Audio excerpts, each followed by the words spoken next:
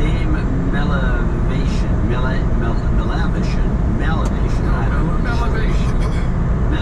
Colorado Springs, 1/20/25. John Wynn in Austin, Texas. And also, these are all the 1/20/25. This is working. Aaron Mullet, as in Mullet in Goshen, Indiana.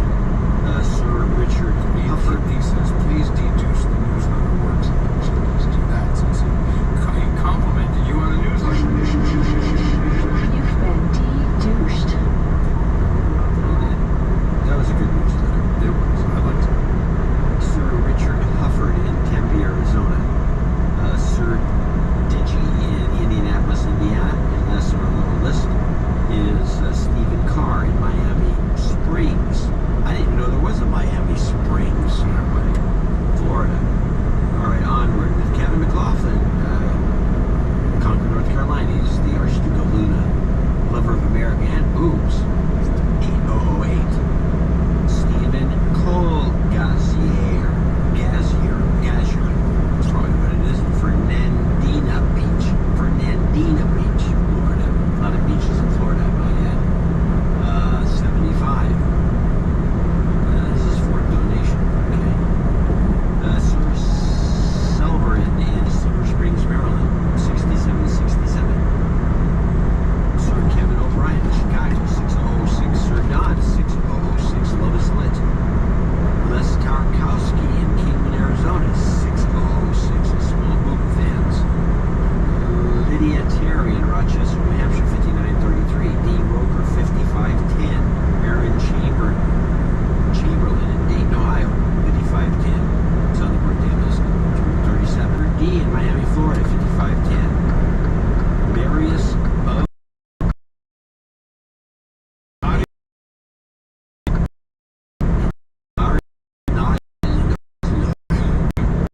Norway. He wants a de-douching. You've been de-douched. Adam will give you some house buying karma at the end. Maybe all you can put maybe make karma on that list at the end. That's what he needs. Mr.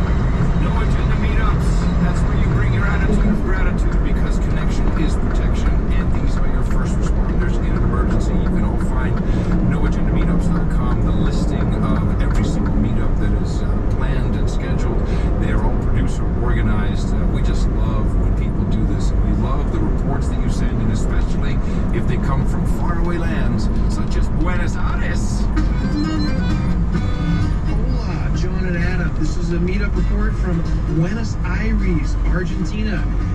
Commodore Dalton S. Fisher here. Thank you for your courage. Hi, Adam John. In the morning. Hello there, here it is Timoteo Grispo in flesh. He doesn't know the show, but we're going to get him to listen to it anyway. Por la mañana. Ah, there you go. There you go, John. Buenos Aires, we can make a trip. We can do a remote. Yeah, we have some people that take us around, show us the sights. And some people are very smart when they title their meetups after well-known brands. This comes from Keene, New Hampshire. It is the TooManyEggs.com meetup. This is Emily.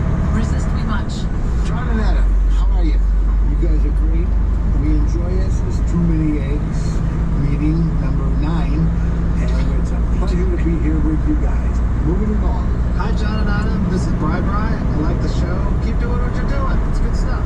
ITM, gentlemen. This is Crypto Duke. I guess we got a lot of shy people, which is why we have a big gap. So that's why. Anyway, thank you again for the great show, and we're having a great time here at Margaritas and Keene. Woohoo! Yes, indeed. And our final meetup report comes from Central Ohio. Good evening, gentlemen. This is Wildville, Ohio. We are at Dempsey's for the Central Ohio meetup, and we're playing Slappy Birds. It's Flappy Bird, but we say that.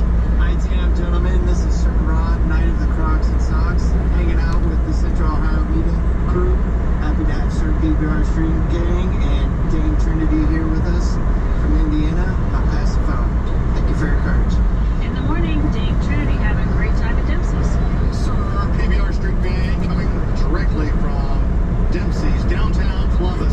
Having another great meetup. Sir Dempsey, he does know it's Sir Leary at Dempsey's. Good to go. Great meetup. Love having these folks. Sir Leary here. Sorry about that delay there. But we've got real roses in the glasses here. It's really nice. So if you want to join a meetup, we'll see you in February. Ciao. In the morning, bag slappers. John, go back on Who Are These Podcasts. Adam, you need to go on Who Are These Podcasts. Join the Dabbleverse, guys. A reminder to get your servers on these meetup reports. We love hearing from them as well. That's a good person to hit in the mouth. The No Agenda Run Club Media Meetup is well underway as we speak in Blackfin America, Palentine. That's in Charlotte, North Carolina. We have tomorrow. That'll be. Is tomorrow also President's Day? I think it is. No, it's Martin Luther King. Is it Martin Luther King Day? It's a holiday, yeah. You won't get your mail. Oh man, I missed my mail. What else is going on tomorrow? Oh yeah, that's right. The Shrunken Amigo inauguration celebration, 7 o'clock at March 1st Brewing in Cincinnati, Ohio, and on Wednesday, the Outer Swamp Meetup in Java Nation, Rockville, Maryland. There's many, many, many more fantastic meetups scheduled, and I do apologize to the Outer Swamp. Somehow it did slip through the cracks, so make sure if you're in Rockville, Maryland, or in Spookville Nation over there, to go to Java Nation, 6 o'clock on Wednesday. And as I said, many more, including Tokyo on January 25th. Tokyo, Japan. I'm sure there'll be some no agenda celebrities there. You can find every single meetup listed well into this year at noagendameetups.com. Go ahead, if you can't find one there, start one yourself. It's real easy, y'all.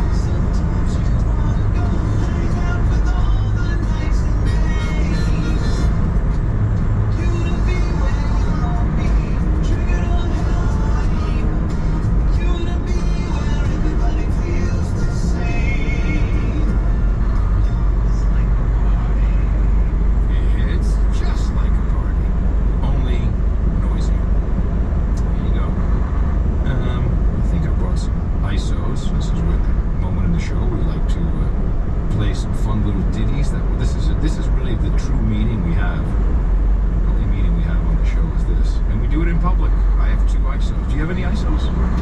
I have one, but I have to preface it with the clipboard from which I drew the ISO. No, well, let's do that first. So I'm listening to NPR. No, surprise. And they're talking about this guy, is this kind of low-T guy. I just got a very new term for the day. The guys who talk, hi, I'm on NPR. Mm-hmm. And so these low-T guys, so this guy's going on and on about this show on Apple called Severance. Oh yeah, I think I saw a couple episodes. It's of the very first season. creepy. It's about a company that shoots you in the head with they drill your brain and then Pretty much, yeah. makes it so you don't remember anything you did at work because it's a spook operation. Have you watched the new Squid Game? No, I'm not gonna watch this. There's only so many hours in a day. I'm not watching squid anything. And I'm not gonna shoot a squid gun. So forget it. I forgot. So this guy goes on. He's gonna bring these guys on, and it just goes right to the end where when he brings these two people on, I know after listening to this intro to these two people, which I cut out to make my ISO, that I'm never gonna watch this show from Severance. But here, listen to this. Severance is now back for its highly anticipated second season on Apple TV+. And for people like me who got obsessed with season 1, the follow-up season has a lot of questions to be answered. It goes deeper into the shadowy corporation of Lumen, the life and death mysteries, and the romances driving the plot. If you don't want the first season spoiled, or to hear even mild hints about the second season, consider this your warning, because we're about to get into it with some of the show's breakout stars, Tramel Tillman and Britt Lauer. Welcome to you both. Thank you for having us. Thank you for having us. Let me guess what your ISO is. Thank you for having us. Thank you for having us. Oh man. That's just so creepy. Yeah, that is kind of creepy. By the way, we finished Diplomat, the second season. Yeah. Great. You liked it? Yeah, I really did. And where was it? Where was it It's published? It was published. I think it's on Netflix. Yeah, I'm pretty sure it's on Netflix. Maybe's got some on Netflix she's watching too that she's all raving about. Well, I'll have to check this out. no, you can't just leave us hanging like that. I don't know. I'll ask her again. And she says, I'm watching the show. You know, what show? Well, It's some show. It's By the way, some. you asked. I'm like the wine guy. Hey, I had a great bottle of wine. What was it called? I don't know. and it's not where is it published, it's where did it drop. All right? I'm not dropping nothing. It's a smell that stays with you. Huh? Well, that's kind of, I think, disparaging. Okay, how about this one? Stay tuned! Exclamation mark. I kind of like that There's one. something so stupid about that one. I think we have to go. And you know what? You know what it is? Is people who do voice to text. You have to talk like that. Stay tuned! Exclamation mark. So the Siri picks it up and does the exclamation mark. Stay tuned! Exclamation mark. Yeah, it's pretty good, right? Yeah, that's fine. All right, everybody. David Rudetti has created it, and Johnson Dvorak delivers the tip of the day.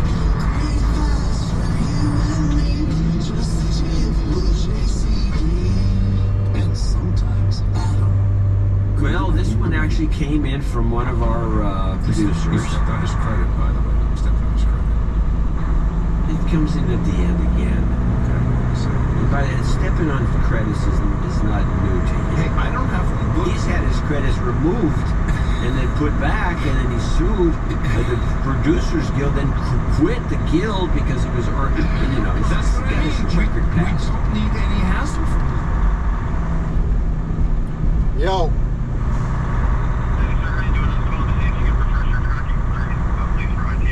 Yeah, okay, I'll refresh it.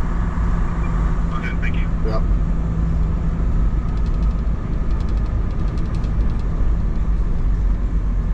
God, this fucking guy. Of course you're turning right. Download files from your library. The downloadable use is the AAX extension, which is not usable outside of Audible. I use Open Audible, which you can get at openaudible.com, to convert from AAX to MP3 for my iPod or other MP3 player. You can also connect Open Audible to your Audible account to download your library directly. This is why you have the account. You download the library, there's a bunch of AAXs, you convert them directly to your local drive, and then you convert the MP3s to the camera. And then you can put them on and share with You your can do anything you want. But this is a workaround for the complaint you had on the last show, which is you cancel your subscription for 10 minutes and all your audio. Yeah, it turns out there's a lot of different apps that do this, but the most frequently recommended one was indeed Open Audible. And I hope we're not violating some severe copyright issue by promoting this in your tip of the day. Well, it's getting dark. What does that mean? The tip. Yep. Hey Pete, I'm trying to make sense of your tracking here. It looks like you over in towards the third drop. Is that correct? Yeah, in Central. Okay. The second drop. Okay, we're at the center. Yeah, on Adventureland Drive, the second and third drop. In Altoona. My bad, Altoona. Oh, so you're on your way to the second drop? Yeah, second and third. Because they're both in Altoona. Alright, so have you already left Altoona? I've left Waterloo. I'm not to Altoona yet. Oh, okay, alright. Okay, so you're heading to Altoona. Okay, the Temple Bluffs. Okay. Alright, sir. Okay, thank you. Yep. Jesus fucking Christ.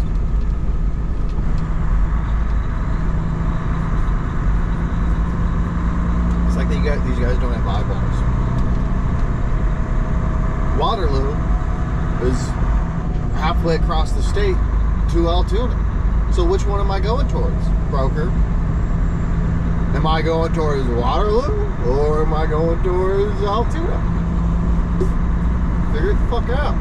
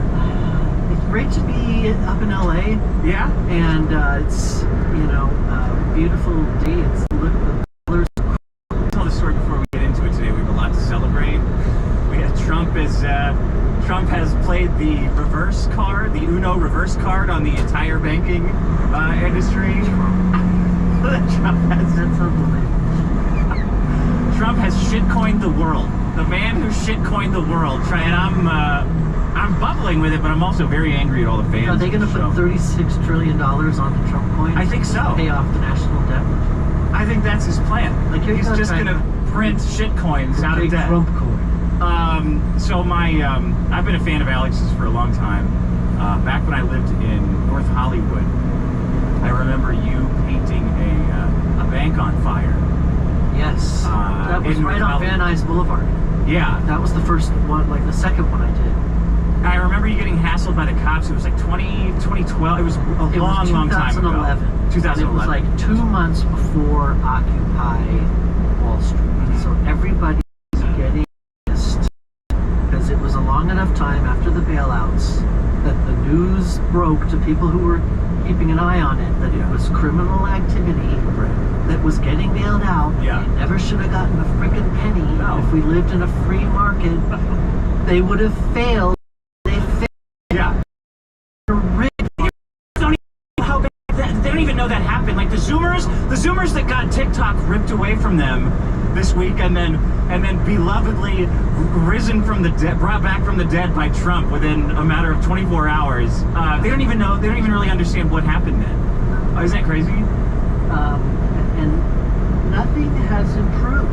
Like I believe, thinking back on me in 2000, get on that mic a little thinking bit. back on in 2011, I never thought that the bailouts would go on and on like this. Infinite. Like, yeah. What's with the middle of nowhere in Iowa? I did not think it would be possible. Gray minivans. Me either. And I can't believe it. I was like, somebody's gonna stop Don't this. try. A burning bank once in a while. I mean, I kind of limit the, it's a limited reserve. Yeah. And it's only Shocking. a lifetime limited reserve, so when I'm dead, they'll be. I'm not going to crank them out. I can sell prints, which helps, you know, and I make as many as I'm interested in making. Because there's a whole nother process to painting that involves painting. You can listen to music, but then there's also making music. There's a whole different thing too. So part of painting is for your whole life too, is continuing to make it. Right. To enjoy the process, so you don't get locked into Get lazy. something, or you know, as an artist, you kind of want maximum. Yeah. Like I haven't.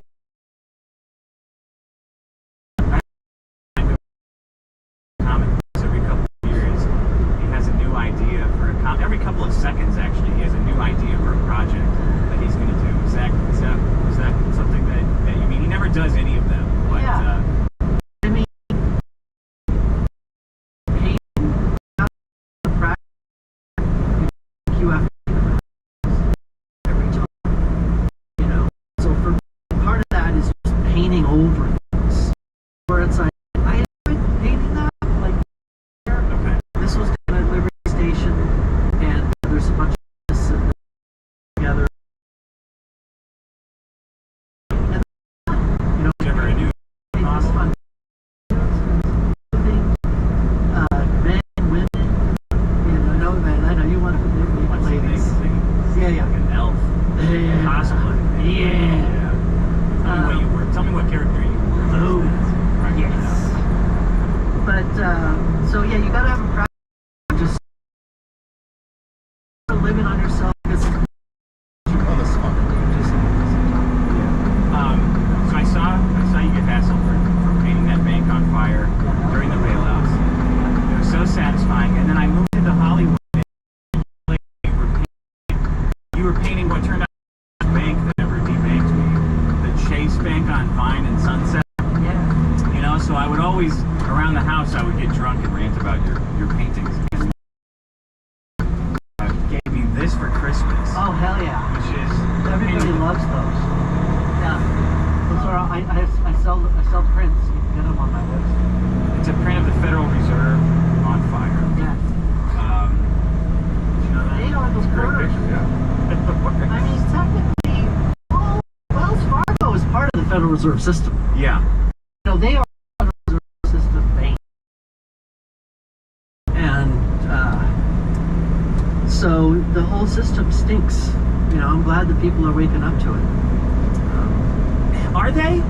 Do you think so? Well, let me tell you this story. So a listener of the show wrote me and said he's an econ major at some big college, and he's like, the stuff you talk about the Federal Reserve on the show is not covered in my economics class. Can I just like call you and ask you like what's going on for a little bit? And I said, yeah, sure. And he's like, yeah, this is what you're describing is like, it doesn't sound like any system set up to run like this is good for us.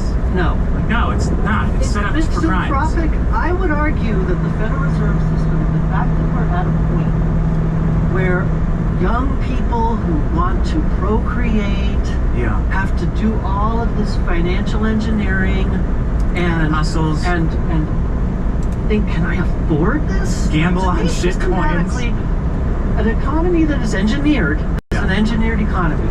Okay, that is engineered in such a way to make it as troubling and difficult as possible to have kids is failed. You know, I think that the who was it? Murray Rothbard or something like that, and he said to summarize it, he said the only thing corporations owe to is the stock. Right. I would argue that that's morally bankrupt, because then everything just is a number. Labor is a number. How do I get this number down? It doesn't think about that, like Henry Ford and he paid. That's not always the way it used to be either. There wasn't this nihilistic adherence to serving stockholders and only stockholders in a monetary I fashion. think that started in like the 70s. Yeah. With the second iteration of Federal Reserve. What was the second iteration? Well, that was creating the petrodollar system. Right. And I would just argue that is they failed. Yeah. They should have got out of business at that. Yeah. To create pure. I'm in. You've heard that one? No, I've never heard it until now. What? Extending and pretending? Yes. Oh no, I get it, but it rhymes, so it's devastating for the system.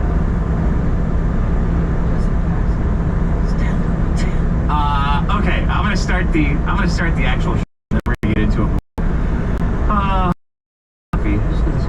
Johnny, you wanna goof off over there with your trash ghillie suit? And then we're gonna talk about the painting. Okay. Time is it? It is 12:10. If you need anything, I'm gonna take it. Run with it. Whatever you need to do. Here we go. Presenting I think we do the theme song at the beginning of the show, don't we? This time, we used to, yeah. It's gonna get loud here. Alex, don't be frightened by it.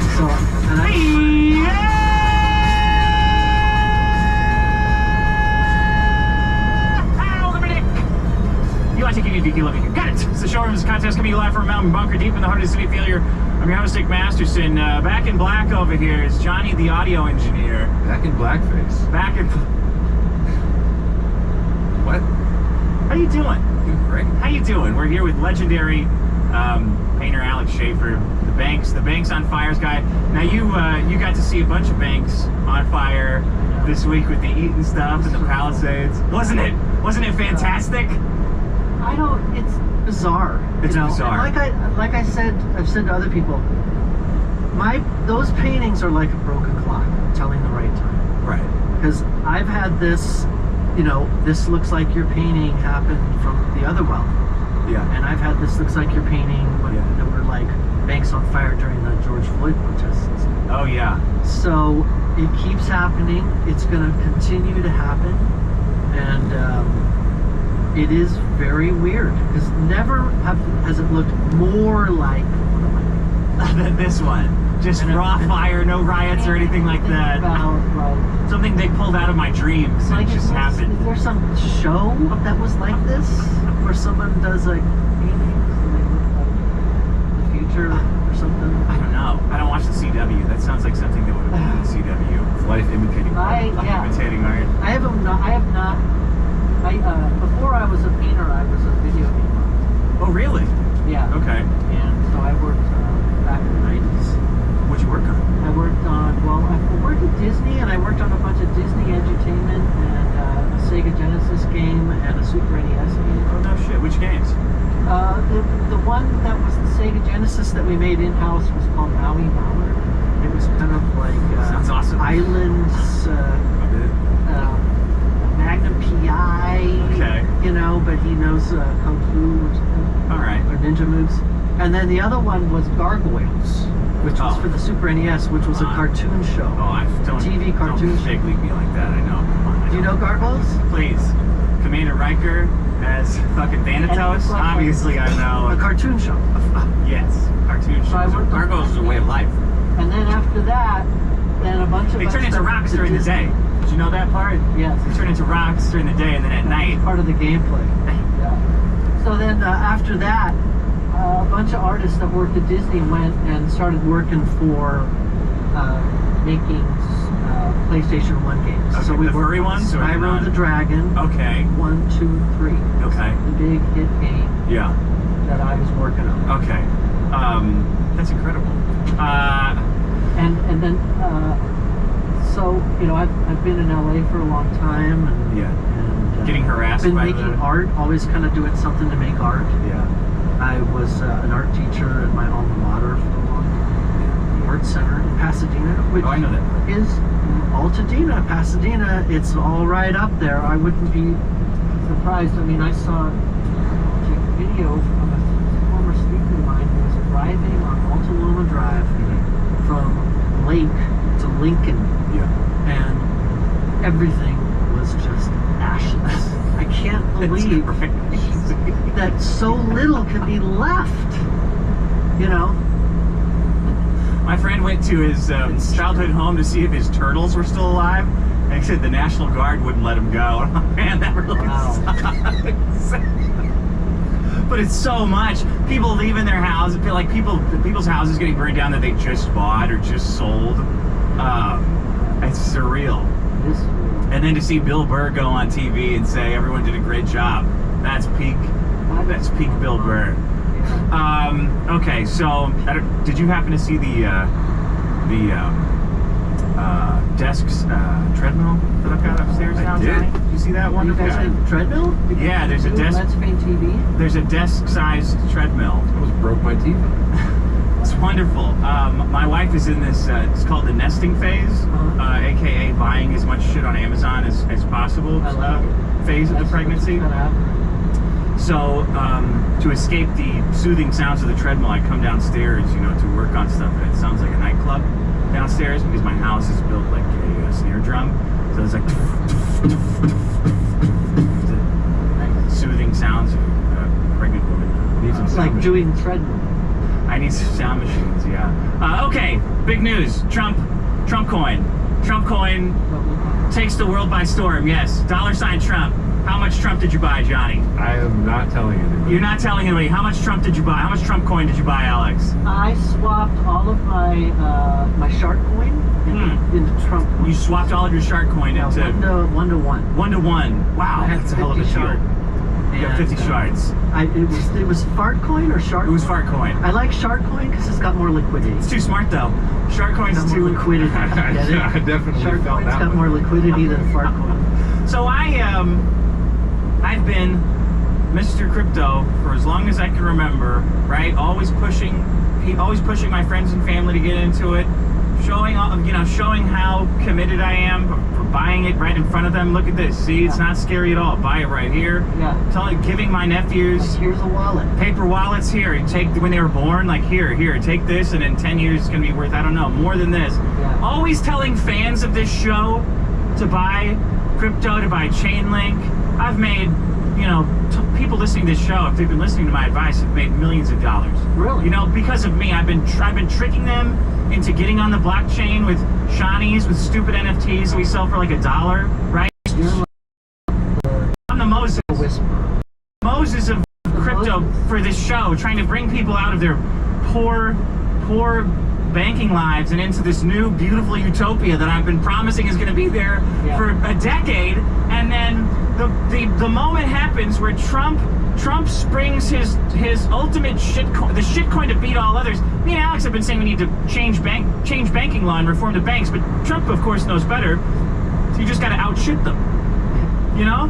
You can't Shit in their street. Yeah, shit in their. You don't say, hey, shit on their shit. Well, that'll show them. Go ahead. What were you gonna say? Here's what I say. You know the expression "drain the swamp." Yes. And that seems to, Shit in the swamp. real practice, that seems to mean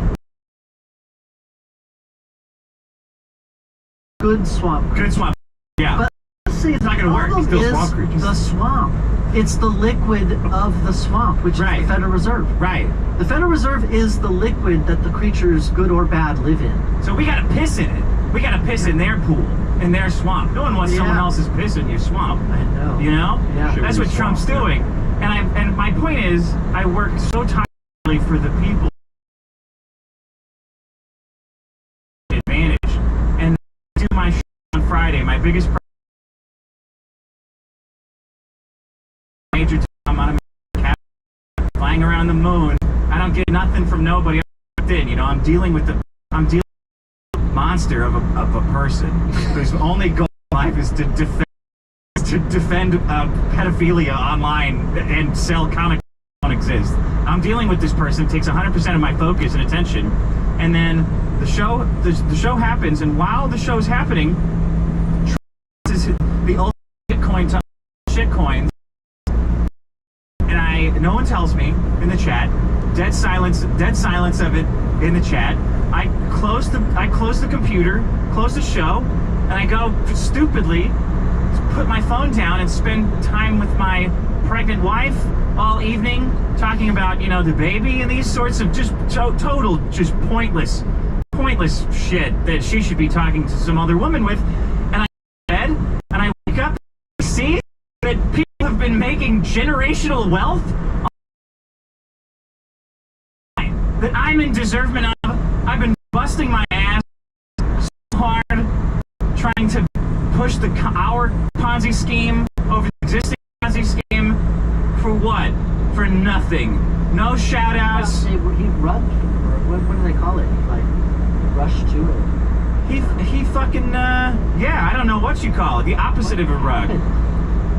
Trump's been sending me emails for 10 years about buying new hats. Don't you love JD Vance? I don't. Yeah. What can I do to get you in some socks? Some MAGA socks? Can I get people, total newbies, like total posers, crying about Coinbase having locked their generational wealth money in their account, not letting it send out? And I'm like, yeah, you deserve that for trying to jump on. You deserve what's happening to you. I don't deserve what's happening to me because I had funds on the chain already. I didn't need to turn my fucking fiat into blockchain money. I already had imaginary money. I've been doing this for 10 years, waiting for this, and you fucked me. You fucked me. Not even for the original design. Not even for the sign hat guy. Orders 3,000 in the Trump store. Not even the first 10,000 orders get a hat tip. Heads up. You might want to pay attention to Solana during the show. Hey, heads up. Hey, thanks to the fans, right? Thank you guys. Thank you guys so much for you know that I'm Mr. Solana. You know that I'm Mr. Bitcoin. You know I love this shit. You know that I love Trump. Not a goddamn fucking nothing.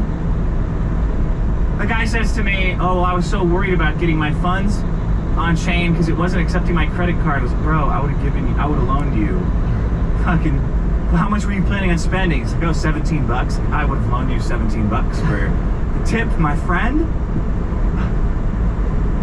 Once in a lifetime. Once in a fucking lifetime. Yeah, well, that's all. You can only drop one. Like, he's doing it. He's dropping it. You know what, Alex? I just realized he's gonna launch another one. It's just hearing you say that. You can only launch. That's exactly what you would think. He's gonna do another one. There's gonna be another one. I probably won't get a heads up on that. Guys, come on. If we're not helping each other out, definitely if we're not helping me out, what are we doing here? What's the point of all this? Yeah. Trump stopped the war in the Middle East. You see that? Tomorrow's the day. Tomorrow's the day? Tomorrow's the day. Are you ready? The inauguration. That this is happening? Yeah. Yeah. I would definitely of the possibility that it may not. There may be some crazy thing that happens. He was gonna get killed. Killed. Yeah. Some emergency situation. Yeah. Something in the Middle East. Something somewhere. Something somewhere. Gonna just make everyone be like, oh, it's an emergency. We can't. We just can't. We're not doing it. I mean, I wouldn't even doubt that there would be. I think with all this, this is so crazy. Okay. I remember reading Terrence McKenna way back in the '90s. Fake alien. Oh yeah. That would be the last straw that they could. That they would pull the out. Final move. Fake alien. That they're gonna fake an And I was alien like, invasion. I don't think. And I think anything can happen. Yeah. You can fake that shit. And you know what it would be like? It would be like, you know, there was a point when Christopher Columbus was like overstaying his welcome before he had a lot of backup. Yeah. And the natives were getting restless. Yeah. And It's too he many needed rapes. to pull a power move. Yeah. To make sure that they continued to think that he was this savior that was coming. He had an almanac that was going to predict a lunar eclipse, or no, solar eclipse. Fucking Back that to was the going to Future 2 happen then? within like 2 weeks. So he started saying like, if you don't do what I say.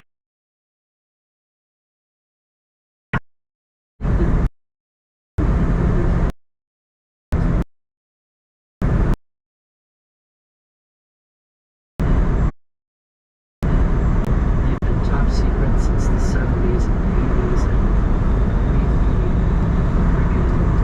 Men in Black. mad science. Yeah. Mad scientists, totally funded, no restriction. Just totally funded, no restriction. Imagine if you're like the native and Christopher Columbus. He's got some science. I'm telling you.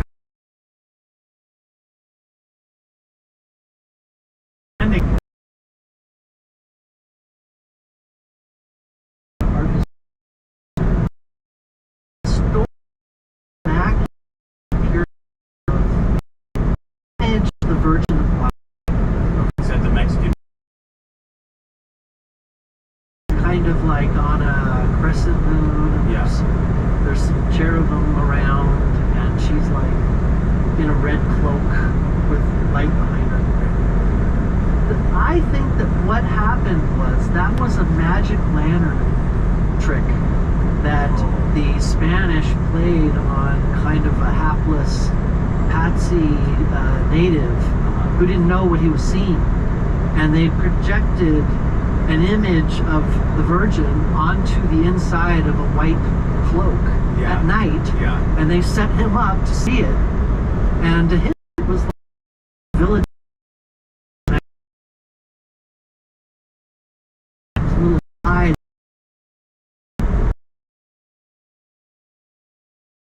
People would walk out and they'd see these like scary faces and shit on the wall. And that would be they'd go to so much church better than sports. If that was at bars, like putting goblins, making little gremlins and pop out of stuff. Back then, people couldn't read. Yeah. Like your average city didn't read. They probably never even, rarely ever saw their own reflection. So for some like glowing face on a wall at night, and you probably had a little too much mead, you know, you're gonna be scared. You never believe this. Some of these goblins are popping out at the tavern. Scared the shit out. Scared the shit out of me. And then the friars in the morning are like, "You should go to church." You gotta get rid of. That's what's wrong with today's church. There's just not enough and stuff. Yeah. How fast continue to get jaded early and not word, but we're exposed to see it in a baby for a while when you like turn a page in a book and they're like, whoa! What happened here? Holy shit! I think that again, that didn't get so need to being moving images of shining light. Sound like a technology accelerator. And lie about like o'clock for years. Yeah. Parents should get together and lie about the existence of iPads and computers for a couple of years and just let kids play with shapes and blocks. Yeah. And read books. Don't look at screen doors. And so obviously people. Kids pull out the iPad. I go, oh, thank Christ. That's a good babysitter for. It is, I know. Good hours. And but I would say that the first 3 years are the most important to bond with your kid, even if you don't think they're understanding. like I've listened to smarter people than me, like Gabor Mate, talk about child rearing and stuff like that. I mean, you can think about your own experience and how you grew up and whatever. But I think a lot of men, especially out there, think, I'm going to ignore the kid now when they're young. And when you know what I mean, we get old, then we'll bond and we'll talk about stuff. Don't do that. I feel like the times you can't remember is where your mind's getting big. If you get the first 1 to 3 years right, you can blow it for the rest. Yeah. You can be not as good, but if you blow it in the beginning, then you're fucked. Yeah, and then parents that are staring at a screen and giving their kid dead face, that causes trauma. They did experiments in the 60s with kids and moms. Yeah. And they would have the kid, and they would have the mom do a dead face. And the kid's there with the mom, but then the mom doesn't react at all. It's just like, dead face, angry face, nothing, just no expression.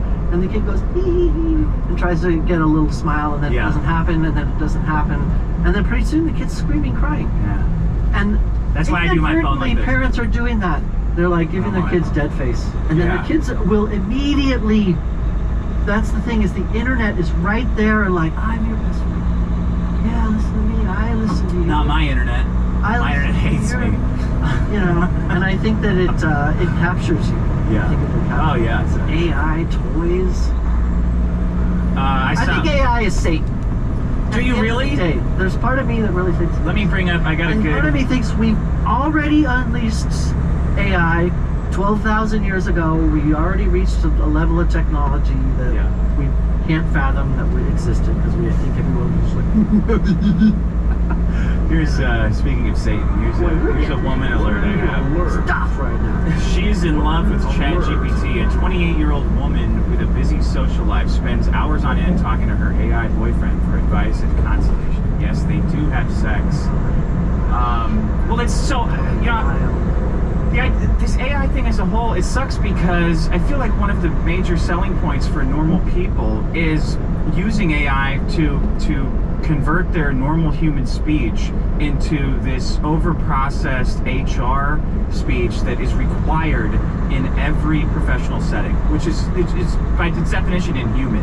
You know, if you want to communicate over email and writing with someone at your work, you have to talk in a way that is learned and trained, and it's very difficult to do. It's so much easier just to pop it into AI and say like, hey, just handle all my communication with everybody in a professional setting. And I think people are going to do that. Like, it'll write your messages bird. Oh yeah, it's so much easier.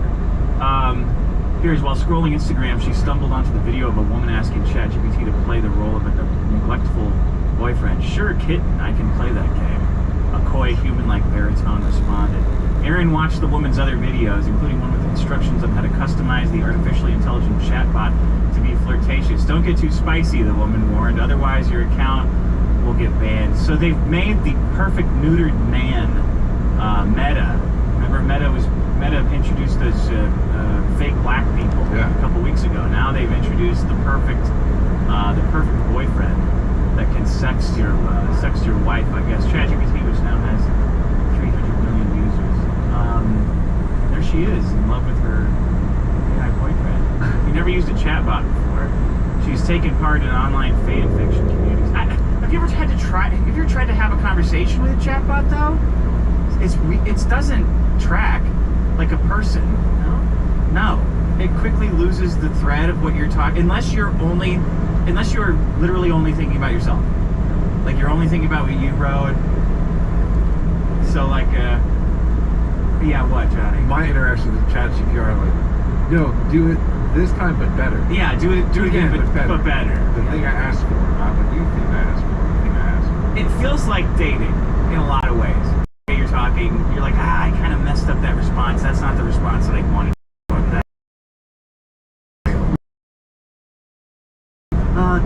Back to Tinder. Get another one. I messed this one up. Shit. I shouldn't have talked about drinking that early. Should have drank 6 beers when I was drinking that. So I wake up this morning after losing generational wealth, and I see just about every crypto guy talking about what a disaster this meme coin is, Trump's meme coin is for the crypto space and for humanity and life in general, and it's raining cats and dogs. And I think to myself, I'm real sorry that you nerds lost control over your stupid Earth computer, and normal people put reality TV on it. Like I feel real bad for you pencil dicks that everyone's having fun, and here you are crying that a dog can't play basketball. Like one of the most important things that has ever happened in crypto, a signal from the most powerful and most popular person on Earth that it's safe now. It's safe for the first time for someone like me who's been hiding their crypto in the attic for 8 years, so the FEMA Gestapo doesn't come take it away. Check water. For the most powerful and most popular person in the world to signal not only overtly that he's backing crypto, but actually he's going to do scammy shit on it. Is a vote of confidence that I didn't even know it. What's up, Brutus? And finally clicked it on. Like, oh wow, okay. He really is serious. All right. I can do a scam too. Really? We're all just doing scams now?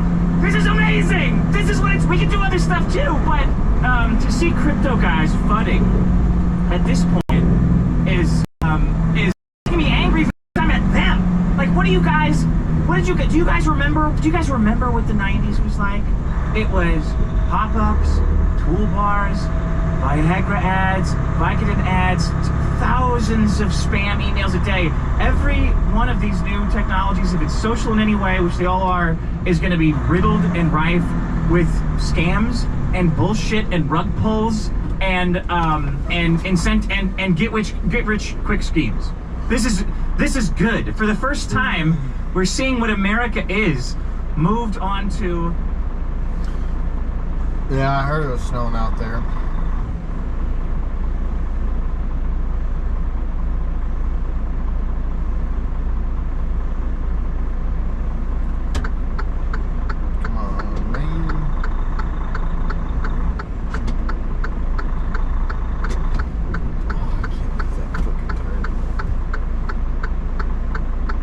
Go, go, go, go.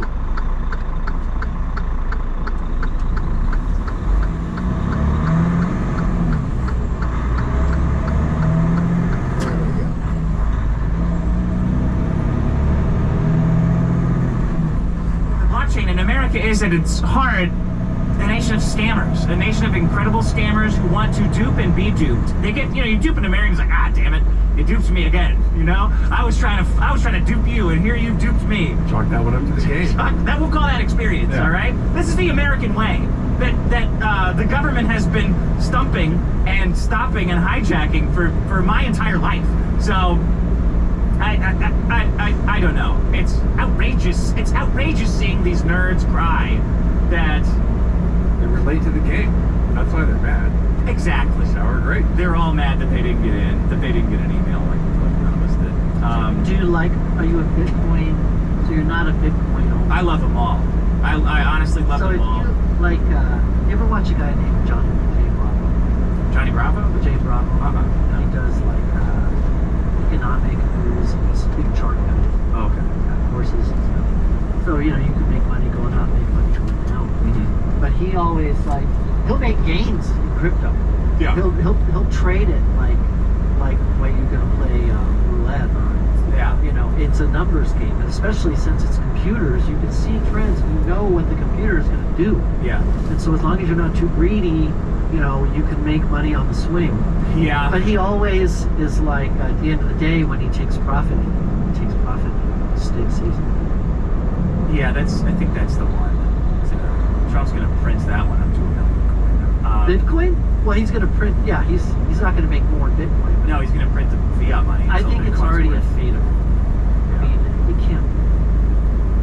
Janet Yellen gave him. He has an hour by the time he swears in that they hit the debt ceiling. Yeah. Total unbelievable setup. Shit hitting the fan in Gaza. Yeah. The ceasefire that's just going to be a disaster. Yeah. Do you think that the Middle East thing's going to be a disaster? It's going to be Greater Israel. Yeah.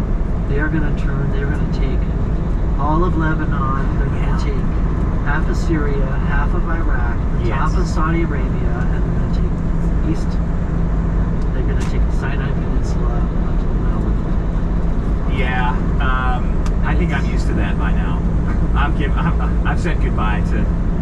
I've said hello. I learned to stop worrying and love Greater Israel at this point. Like, all right, I gotta. It is crazy. I mean, you listen to some of the people, and who's that Hagee guy, Texas fundamentalist Baptist, Neil Hagee, Pat Hagee, something like that. He sounds like a religious fanatic. What is he about? He's like Christians and Jews. You know, if you bless Israel, those who bless Israel are blessed by God. It's unbelievable. Curse Israel are cursed by God. We're going to build the third temple on the Temple Mount. We're going to destroy the mosque on there, and it's just like, what the fuck are you talking about, man? Red heifer sacrifices. You telling me we're printing shitcoins, and you guys are talking about sacrificing red cows on the other side of the world? Who fucking cares? I know, I can't. No, it's nuts. It's like a religious cuckoo, you know. Yeah, I think. And he's the one that's getting all these like Southern conservatives all super into defending Israel. Yeah. It's like, that's what God's telling you. I honestly don't know how to. I thought that we'd be in a better place with religion at this point in my life, but it seems like we're worse, getting worse. It's really impossible to take the Israel thing at that point. It's kind of WWJD bracelets, you know? Yeah, that was like awful. That was not good. You know what? I would be nice with that. Yeah, I don't want to hear about how women's eggs anymore. I'd rather go back to what would Jesus do. That would be nice. Don't stress me out. I don't want to hear Jesus' opinion on that. This is anti-Trump guy. Getting ready for inauguration day. Probably nice if they moved it inside, right? Do you think there's any assassins? They just kept moving it. Now it's like inside the rotunda and just Congress. Yeah. Like the White House. Probably. Okay. Yeah, maybe that's what the aliens are. You know, Do you think we're going to see fake aliens in our lifetime? Listen, and how about this? I'm pitching a story. Okay. And this is probably already some science fiction that's already literally the nuclear. So here's the thing. Okay. Nuclear explosions explode in our universe and the alien. Okay. It's actually sort of a simultaneous multiverse. Okay. Like another frequency on the radio station. Okay. So when we blow up nuclear bombs, they are very concerned because they blow up in their world too. Okay. And Like my wife and I use the toilet so at the that's same why time in our house. that's why the aliens started coming in the 50s and the late 40s, because we started blowing up bombs, and they're like, hey, we gotta go tell this guy. Okay. Are you saying real aliens or like fake aliens? Well, they would seem like they're extraterrestrials, but they could be simultaneous in here. They're not Okay. like on another.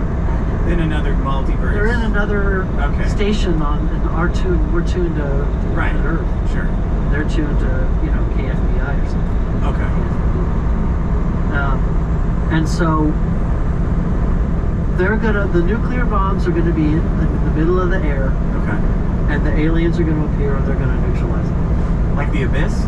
With Is the that wave? from The That's Abyss? the director's cut of The Abyss. The aliens I stopped the have tidal not waves. watched the movie in so long. That was a long time ago, Alex. Yeah. That was like 1992. I saw that with my dad in theater. So they're gonna stop the bombs in midair, and then there's gonna be this global reveal. Yeah, and then Black Jesus will come out and say, I'm an alien. Because sometimes I think that with all the drones, like the New Jersey drones, right, that's kind of like the beginning of Close Encounters of the Third Kind. Okay.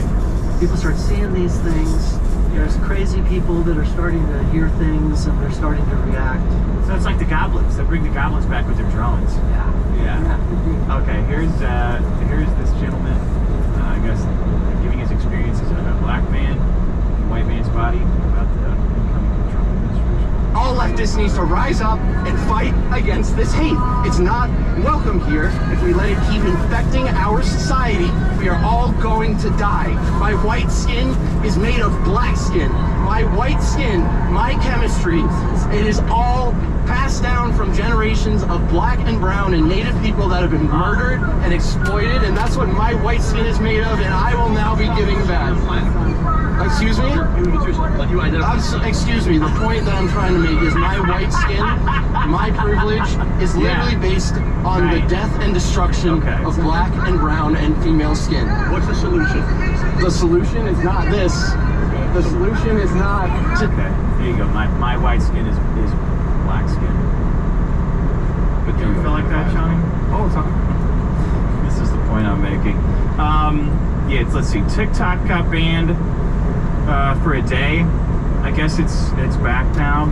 That's wonderful. I love the entire government pretending that they care about China or us at all. For some people have pointed out, it feels like there's a lot of people that have been saying TikTok is a problem for the reasons you're saying, because of like data that's collected from the site. Right, that's why all Congress has an account on TikTok, because it's such a huge... I mean, when I saw the video of Jonathan Greenblatt say to the ADL or whatever, we have a TikTok problem, or we have a Gen Z problem, there's too much anti-Israel on TikTok. Then suddenly, like a month later, legislation that had been like bandied around for quite a few years. And they're blaming it on Chinese data collection. And people are going along with it, like China is the enemy, even though YouTube, Facebook, Twitter, all those guys banned us and worked together with the government to give all of our data over, give us a lie directly to us. I don't think China's ever done that. China posted some pretty funny COVID videos of guys having seizures in the street that wasn't true. It is so strange, too, because we've completely just outsourced so much of our production, our GDP, to China. You know, in the name of make this number small. Labor prices. The Amazon app is just fine, even though it listens to you. How can China be our enemy? Shit. How do they sell that? Because China, I don't know. Like, well, you're not getting any of your shit. It's like a kid having a tantrum in a house that their parents own. They don't see the big picture. Like, you're having a tantrum and whatever, but you're in a home that China's built. Well, then they drove everybody to that new Chinese TikTok app. It's called like Red something. It's called like Red Spy or something like that. Red Note. Red Spy. And you've got guys on aircraft carriers like giving walkthroughs, lifestyles of the rich and Navy through the aircraft carrier. Like, here's where we got the nuke. This is the exhaust port. You really don't want to fuck with that. I heard that got Oh, that was fake? Well, it turned out to be fake, but it was something that was posted on TikTok in 2023. Oh, okay. Well, I think the secret's out of the bag. Cat's out of the bag. The cat's out of the bag. Okay, here is. Let's see. Here is Maddox spinning out about his stolen jokes. You know, this is an enemy of the show, enemy of mine. He always tries to mess with us, but ends up stumping himself like Wile E. Coyote. Give him some stump coin. Less hair and less charm.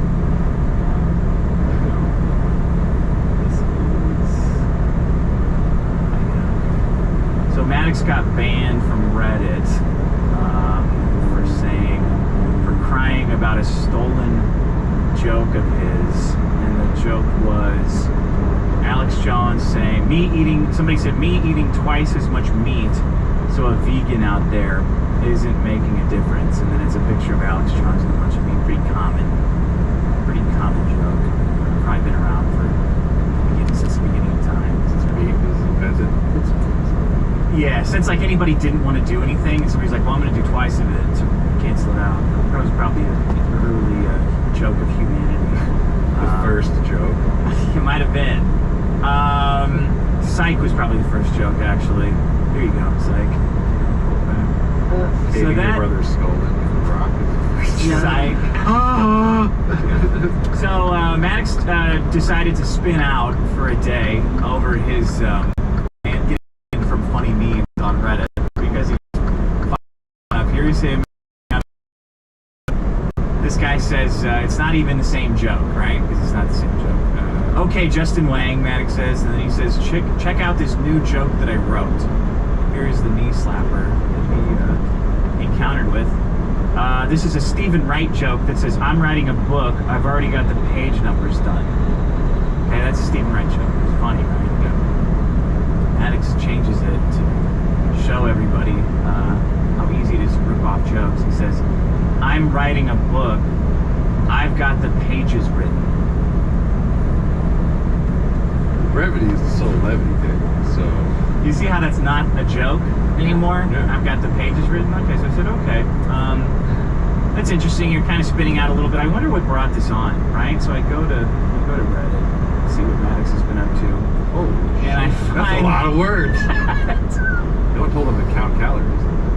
I find that he's been inactive on Reddit for 8 years, 7 years, and he's suddenly decided to start his Reddit coat posting again with this cool joke. Who came up with it?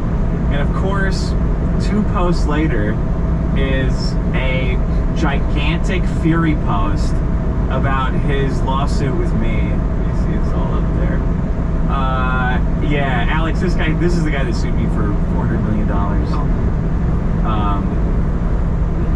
Yeah. You simultaneously call the lawsuit flawed and shitty, but any potential mistakes in the filing are never due to the same negligence, but always due to malice. You're an idiot. Asterios tried to get the judge to go after me for perjury, and the judge threw it out. The only reason it was filed anonymously was to present you stalkers from further doxing and harassment. 2, this is a 9-point argument with a conclusion. Not all the evidence is in the lawsuit is displayed in an initial filing. Again, you conveniently ignore that he was never served, and the fact that I've said in this thread that he or anyone is free to make fun of me. Keep ignoring the parts that don't fit your narrative, though. Dude, look at the size of this. Dick didn't dox you. Yes, he did multiple times. You're a liar and a moron. It's on video and audio. There's no reason why he should have known a random word like sycamore was your address, except he did know. He lied about not having the list ahead of time because I also had 80s Girl's name on the list, which they conveniently did not read. Total coincidence. Oh my god. This shit happened probably 6 or 7 years ago. He's crying about it. 80s Girl released my private letter for the purpose of harassment and humiliation. No, I found it. She didn't release shit. I found that shit and stole it. It's always your fault. It's always your fault. Just made a massive video complaining about your ex, posting her full name and occupation. Oh no, not that. Wait until you find out the guy I made the video about has spent hundreds of hours and multiple video responses over 9 hours long talking about. Oh my god. You gotta give it up. This point for not saying it was over 9,000 hours. Yeah, it was over 9,000. That would have been good. Okay, here's Daniel. I'm glad that I've never been sued. Have you never?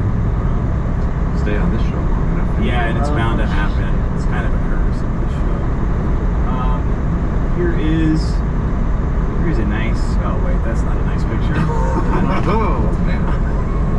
Wow. You know, I clicked on the wrong link. That was. Before I came here. That was a cerebral palsy person who got top surgery. I don't think that's very Christmassy. It's not very Christmassy, no. I don't know how Zoomers are going to take that next to Trump unbanning TikTok, right? Oh, what'd you guys do? Well, we got this top surgery for this person here. You can see they're quite happy about it. Oh, what's Trump doing? Well, he unbanned TikTok. I mean, that's pretty good. Yeah, it's good. Here is Daniel Penny on the subway. Look at this guy. Flourishing, reading a book. The peace. Yeah, you remember the Subway Strangler? That's got to be the quietest subway ride. Everyone looks at him and goes, don't you fucking say a word. People coming in, boop, bop, bop, boop. I gotta call you back. Someone's phone rings and everyone's just like... They should have a mannequin of him on every subway car. Like they do with fake cops And and Ronald McDonald statues in the benches. yeah, fake Daniel Penny morning statue. Keep it down. Keep the music on in your headphones. You know, keep it down. Keep it down. Look at this guy. You think he's looking over? You think he's worried at all about retaliation? Probably not. He's smiling. He looks a lot different. I mean, people might not recognize him. Oh yeah, that's true. You know, he looks a lot thinner. He does look a lot better.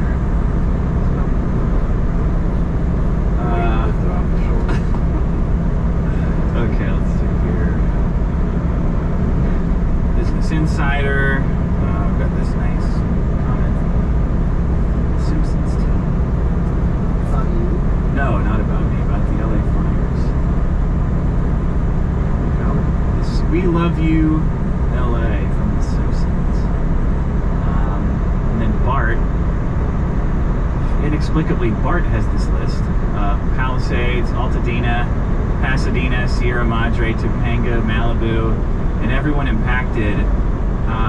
First of all, Bart would put like a joke in there, I think. Eat my shorts. Eat my shorts. Palisades. Yeah, yeah. Or it's I Stink or something like that on Palmer. Wasn't even an acrostic poem of some sort. Right. And all the Simpsons are looking like kind of concerned. I don't know why, but I find this to be very offensive. Cartoon characters mugging for sympathy points from the brand that they represent. Yeah. Like bring home the hostages. Would that be okay? Yeah.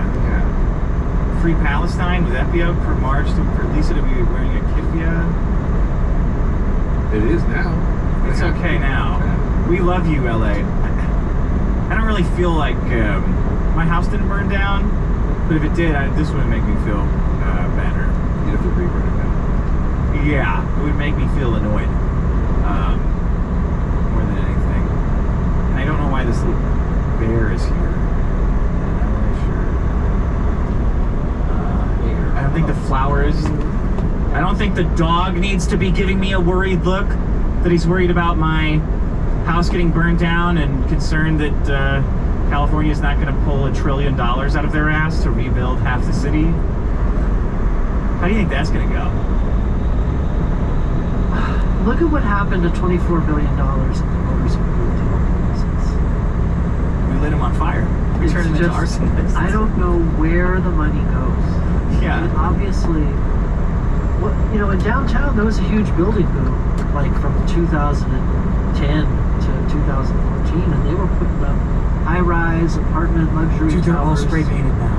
It looks incredible. It looks like a movie. But they could build those for like $32,000 per unit. Yeah. They can't build one unit of housing for less than like $1 million. There's something like that. It's outrageous. It's crazy. So it's just a bucket with holes in it. Yeah. And the money is there. Like, there's never not money. Yeah. Every time they need money for Israel, or they need money for Ukraine, or another endless war, there's no argument. They're not going, where are we going to find the money? We got to cut one program. We got to tax you guys. We got to find the money.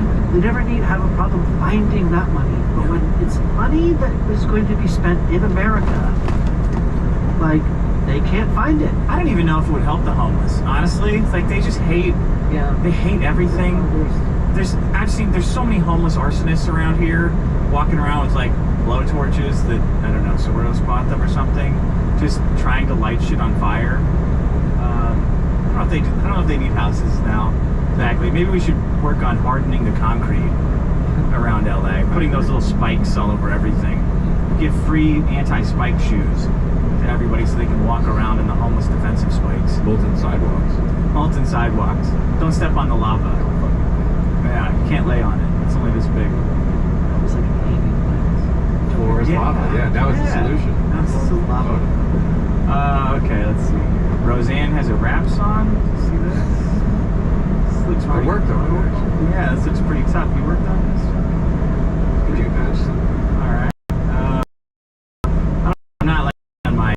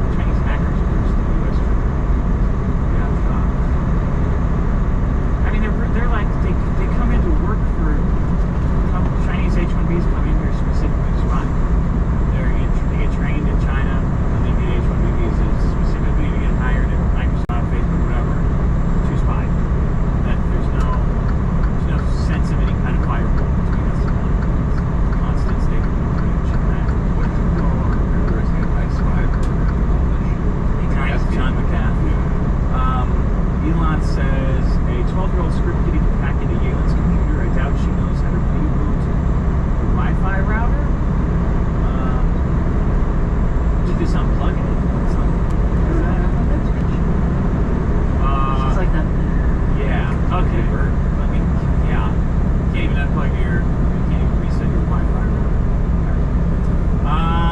Okay. Comments. High as a kite. Says it's not a joke. My mom rents an apartment in Indians. So they put a slab of asphalt in a closet so they won't street. Mel Martian says she's unlocked a new level.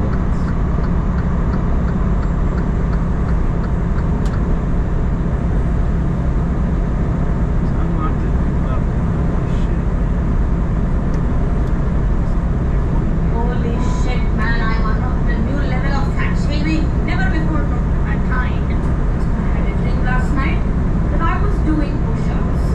Now, I don't know what level of lazy fuck got unlocked for your subconscious to fat shame you via dream, but we have somehow reached this level. Prove my push-up. Okay. Just eating push-ups in the tree. Push pops, Flintstones, push pops. Okay. Scadman, hey Dick, it's a 21-year-old plumber. I'm gonna start that channel. I'm not gonna sit on it like Vito. I might even steal his idea of voiceovers for plumbing videos. Okay, well now you got two ideas. Too many ideas already. Don't split the line. I just want to thank you and Johnny. Here's a picture of a toilet for fat women. It was at a trade school in my city. Oh, okay. So this guy we've advised, he wanted to be an influencer, so he's a plumber. We advised him to start being a plumber. I don't like cake. So, let's see what we got.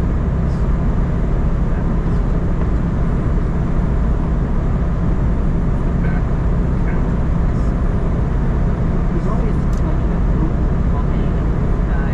Yeah. Hey, with a white glove. Yeah, fat.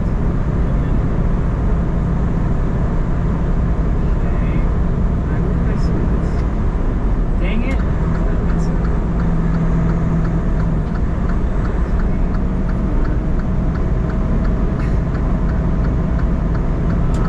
Okay, here we go. It's the 21-year-old plumber. Yeah, I guess I missed it. Damn it. Somebody send that to me.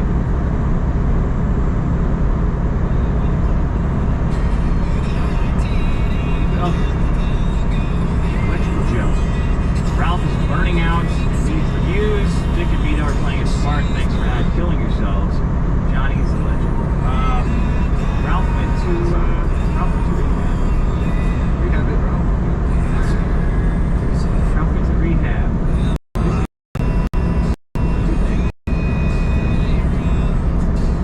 Yeah. I hope that. Yeah, he's been spinning out for a long time. He got his YouTube account banned 4 years ago, and then he drank and did a lot of drugs. And in that state, he made a lot of choices that hurt himself. When he sobered up, as addicts do, I think they incorporated those hurtful choices into his sober mindset. Because it's like easier than saying you messed up and it's completely your fault. And that's been compounding for like 4 years. Does that sound about right? He shifted from being like a cool guy to like awesome guy. Like a really cool guy. Yeah. He shifted from being That sounds good. no. No, he's a cool guy. Yeah, he's too cool for school. He's too cool as a guy now. He shifted into being a Ralph male full time. Instead of just when it was funny. The coolest guy. Yeah. So he's in Mexican rehab now. Oh, really? Yeah. At least that's what he So said. it's like in Tijuana or San Jose del Cabo? Where does he live? Oh, Merida. Yeah. Merida? He lives in Merida? Okay. So it's a nice place, right? Yeah. The rehab facilities, maybe they have a couple cots in a room. Tijuana, yeah. I don't know. But he said that the rehab people saw him and listened to how many drugs he was doing and wanted him in We that love day. you. Yeah. Come now. Come now. Get sober, buddy. Well, I said he wanted to. It's an inside job. Yeah. And I can relate to long years of it. You can? What about long years of Xanax doing? I never got into that. I was always just like beer, and I knew a lot of people who did coke or other drugs. I know a guy when I was in video games. It was like early on, but died of like OxyContin addiction. Yeah. And it kind of wasn't a thing yet. Yeah. And but yeah, lots of beer and lots of beer's safe. Smoking weed safe too. Smoking and weed so safe. you can kind of drag it on forever, and then just be like, you know, bumping into rocks, cruising altitude, alcoholic. You know, you never crash and burn. Xanax is tough because you forget. You can take it all day. It turns one beer into 6. Like when you start drinking on Xanax, you blow your mind out completely. And then the next day you don't remember anything. Well, like that was not a problem. The memory. Oh, you like that? Right? No, I didn't. But that I didn't need Xanax to do that.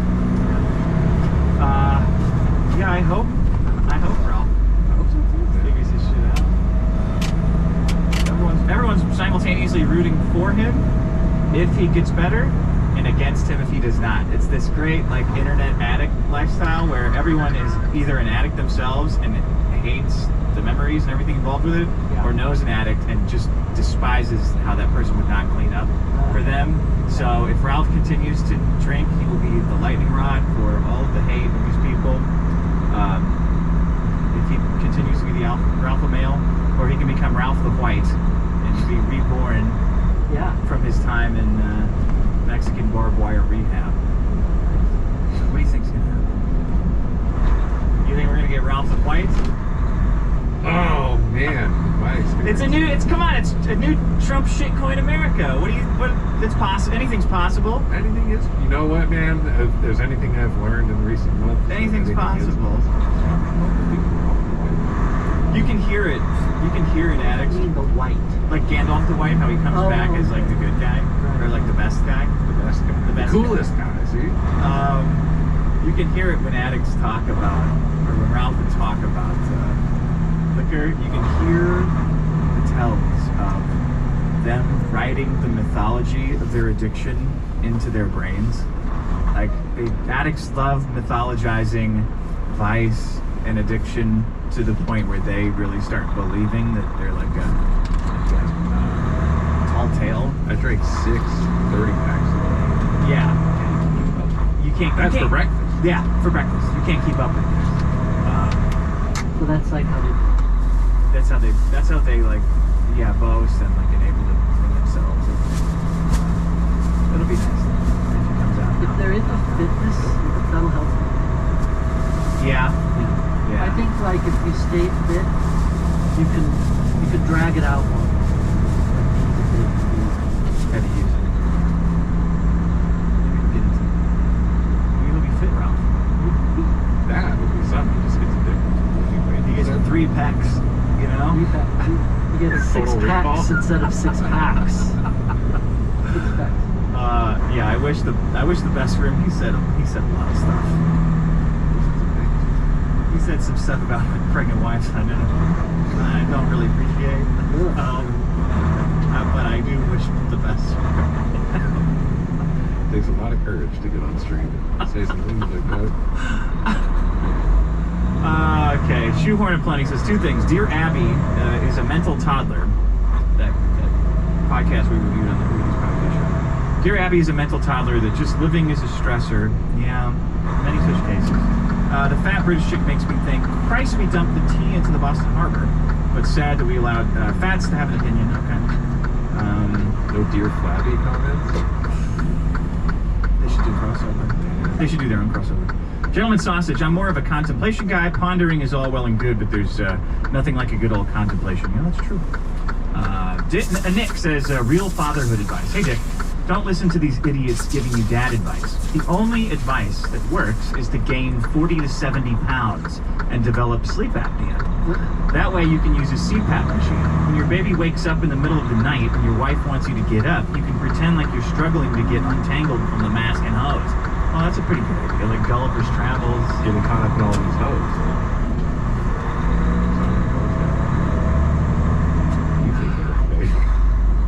I see the CPAP thing, or I see people do this mouth taping. Did you hear that? The mouth taping is, I'm all about. I like to tape every hole before You I go might to as sleep. well just kill me. Asshole taping? Like, that looks like how you'd kill me. The mouth taping? Yeah. Doesn't it look stupid? How peak? I don't. How much breathe performance well do you enough need? in my nose that I feel like I would. It would be like waterboarding or something. Yeah. Taping your. Like I couldn't get enough air in my tiny nose. You have to rip your beard and mustache off. I put a nose strip on, nasal strip. Oh, you do? Yeah. I kind of like you stick it to the bridge of your nose. Yeah. And it kind of stretches it open. Oh yeah. And then it feels amazing. Yeah. But not being drunk all the time also helps. It helps a lot. Helps with the sleep out. I've been drinking a lot less because I don't want to be like hungover for my kids' entire life. Like I feel like that's a really bad example and to not be present to that degree. It's like a parenting thing from the 70s, you know? Yeah. Vintage parenting. Vintage parenting, being shit-faced. They're hungover every day, right? Cars aren't made out of steel anymore, so you can't really get away I can't get away with that. There's apps now. There's like track your husband's hangovers. I don't want to get hit with a track my husband. I've been tracking your hangovers for a year and a half, so it's time to face the music. Wow. I assume it is. Hangover tracker. What was I gonna say? Oh yeah, have you seen the guy who's like trying to extend his life with blood transfusions and stuff like that? Yeah, Brian Johnson. Yeah, what do you think of that guy? I think it's weird. Do you think it's weird the way he looks, like a pod person? He looks like super well moisturized. Yeah, and he looks wet. Yeah, he always looks like you could squish him. I don't understand that with the wet look, like for people that are moist. Yeah. Because I'm not into like tinctures and stuff that I'm applying to my skin. Yeah. Really. Yeah. So, yeah, he looks like he just got bored or something. He's all just like he oozed out of a pot. Glaze. Yeah. Yeah. Just rubbing foreskins on his face. I guess he's gonna live forever and then though. His son is like, like his blood donor. His blood bag. Yeah. Like, you remember when Bezos went up on the Blue Origin? And he went up with... and he wore that stupid He went hat. with Shatner. Yeah. Shatner was there. Mm-hmm. And then there was Bezos. And then there was this kid, this random kid that looked like a jock, valedictorian. Really? And I think that was his blood donor. Who, Bezos? Yeah, I think he's got one too. What, really? Yeah, because it is healthy to, like, get a full blood transfusion. Yeah. From someone else's young blood. That's a thing. It's a real thing. This guy? Is this the guy you're talking about? This handsome, youngish man, or this one? Was there another one? It was one of those. That doesn't look like any of the... Is that the whole crew? I don't remember. I doubt it. It was a pretty young-looking kid. That was awesome when Shatner came back and said it sucked. I think space sucks. Dude. No, but I didn't see that. I saw a video clip. A bunch of rocks. It sucks. I saw a video clip of William Shatner, and he is still elated after having just gotten down. And he's having a super profound moment, and he's like, "As we were flying, and I saw the blue sky turn to black. It was the most incredible experience." And then Jeff Bezos is like, "Who's got the champagne?" And he grabs a bottle and just pops it and shakes it like, "Woo!" And Shatner's like, "Cool, you're blowing my mind." Oh, yeah. He, like, killed it. That's probably why he Bezos said it was like, "Rock and roll!" He didn't seem... Yeah, I felt like he stepped on Shatner. And Shatner looked kind of like... Who is this guy? Is it Bozo? He just shoved open a bottle of champagne? If she's still wanting you to get up after your performance, then you can trip on the hose on the floor. So this guy's recommending lots of hose. Hose on the floor? Getting tangled up in hose. Damn. Yeah. Sounds like Mercada's place. Okay, eventually she'll stop asking you to get up to get the baby. Thanks and congratulations and go fuck yourself. Thank you. More not baby advice. Hey, Dick. In light of the questionable advice everyone is giving you, I wanted to write in and thank you for the best advice I received after having my boys. Don't get them circumcised. Without the Dick Show, I probably would have just done it because that's what everyone does. But instead, I was able to defend my boys against their mother and every medical professional that tried to shame me into it. Good for that. I'm glad to hear that. Yeah, me too. What a bunch of bullshit that is. Like, That's what I thought too. And it's just such an indignity. I remember seeing a video of the process, and they strap a little baby to a 4-point restraint with little Velcro and a little tiny 4-point restraint. And Yeah. they put this thing on, and the kid just got born. It's horrible. I mean, even if it's for a religious reason, at least they wait like a week. Before they You don't go kiss through the it. most profound experience you're going to have until you die. Yeah.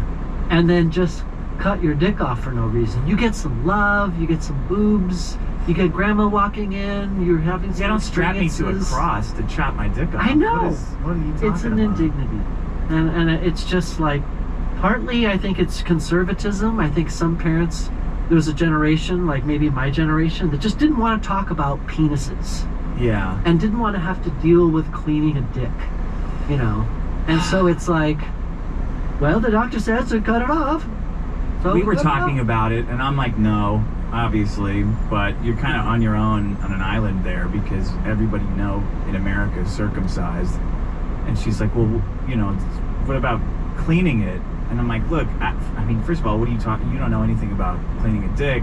Secondly, when I'm washing my penis, that's the best part of the day. No matter whatever happens that day, no matter how many Trump coins there are, that was the best part of the day. That's the only thing I bother cleaning. Pretty much. Yeah. I'll clean that thing in the sink. Yeah. That's how much I need to clean. With the fancy soap, you know, not with the body wash. That's like the $100 thing. And then she's like, well, you know, girls will, they're not going to like it. I mean, I kind of don't. That raises so many more questions about what...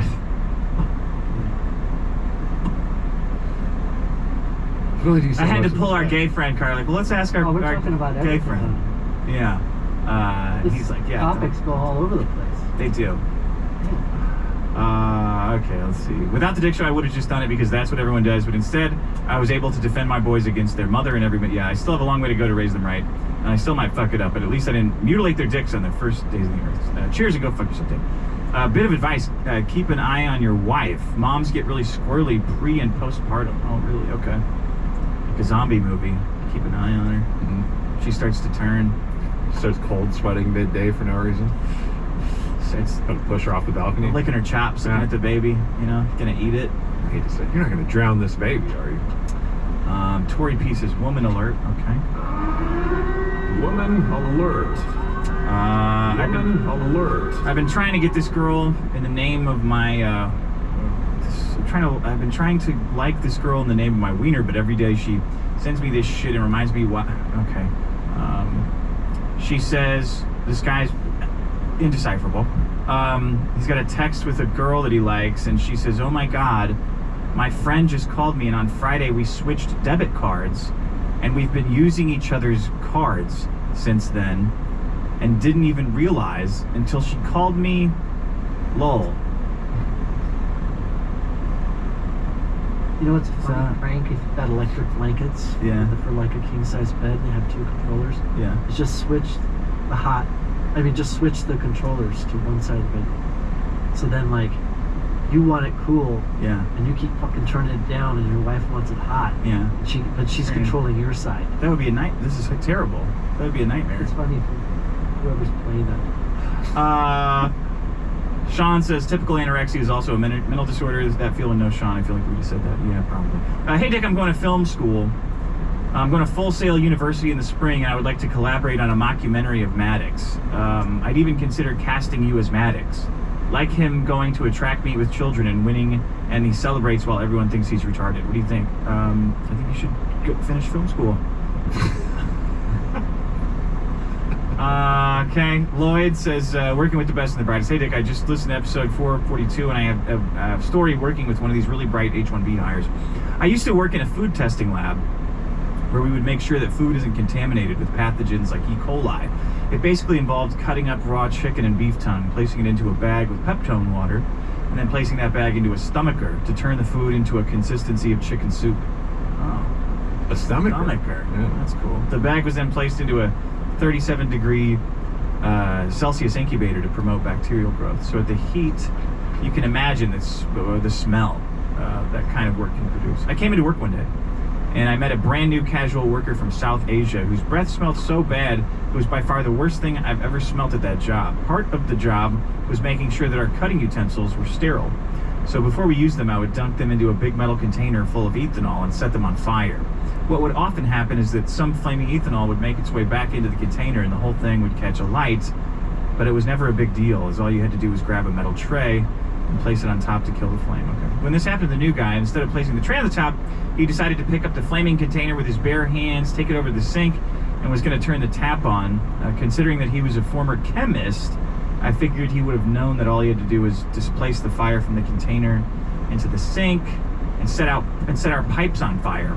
Oh, so he was going to catch the whole building on fire. Okay. He picked up the container again, and for whatever reason, I don't know, placed it on the floor, which had a very strong chance of setting the floor on fire. Needless to say, he was let go, and we changed her. Yeah, okay, so he wasn't a chemist, as it turns out. Yeah, okay.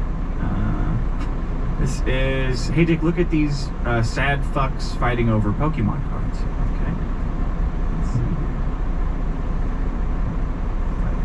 Pokemon cards. Okay.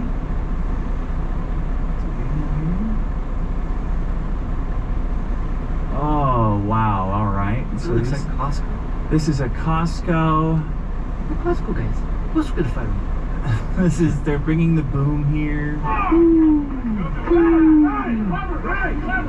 Wow, okay. Elbowing, throwing elbows.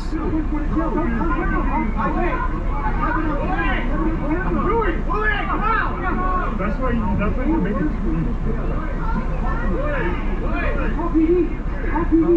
Wow. I think we could monetize this in some way. You know? Two nerds enter, battle royale, Pokemon cards. Illegal Costco fighting ring. Yeah, illegal Pokemon Costco well, didn't fighting ring. The Costco guy, the dad, didn't he do kind of backyard amateur wrestling matches? Oh, did he? Yeah, Before he got famous for cookies? like a Bush League, sort of a B League. Oh, that makes sense. Like the Bakersfield Dodgers. So yeah. He had like a character. What was his character? Isn't his name Big Justice? Well, Big Justice. The Costco guy. I think Big Justice is the kid. And then there's the Rizzler. Who's the Rizzler's that fat little fat kid.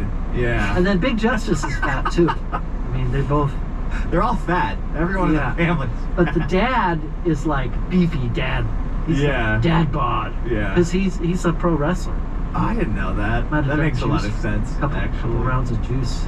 Yeah. Some weightlifting. Couple rounds of double chunk get the chocolate big traps. He's got to get AJ on the juice soon. I hope they don't turn into like those epic ads or something. Oh my god. I've got type 2 diabetes. 2. Let's see here. 0. Yeah. Ferminator says a young kid in the Marines from my hometown was killed on base by one of those Afghan kids that was being raped by a local police chief. Oh yeah, you remember we watched that last week. Okay, kid went postal. Huh. Shocker. You don't say. And then, thanks to Clinton, they disarmed the troops on the base unless they were on duty, and their post called for them to be armed. So only the local Afghans were armed. Oh, okay. And then he's got a news article. That's nice. So the kids are getting raped, and they took all the guns away from the Marines, and then the kids went nuts and shot them. Okay. Nope, says the guy shitting in his car that Johnny told. That's a nightmare scenario. Here's another woman alert that we got here. Let's see. Imagine being the guy sending the text to me that says, "You're gonna love this." About that he shit in his car? Yeah. And I went, "No, I'm not gonna love that." I hated that. In fact, I wish you would have never told me. Yes, let's see. Oop, you okay? Okay. Bring in the boom. Here is a woman wearing nearly nothing while shooting guns. I'm not really a fan of this kind of content, but she's got her. The one, right? She's got her butt cheeks hanging out here. She totally just like misfires. Oh, have you seen this? I think so. Yeah. Okay, let's see it. So the firing range. She gets a hot round in her drawers. Oh, okay. Hot shell, right there. And then she. Oh no! Oh, shit. Right? There's the hot shell. Oh! She. Wow, that was a close one. Good thing she didn't hop all the way around. Yeah. With a hot foot too, Jesus. Hot foot. They're not that hot. No, I'm like shooting straight through your foot. Yeah, that would have been bad. I mean, the shells aren't that like shooting your foot off hot. It's a little much. All right, let's see.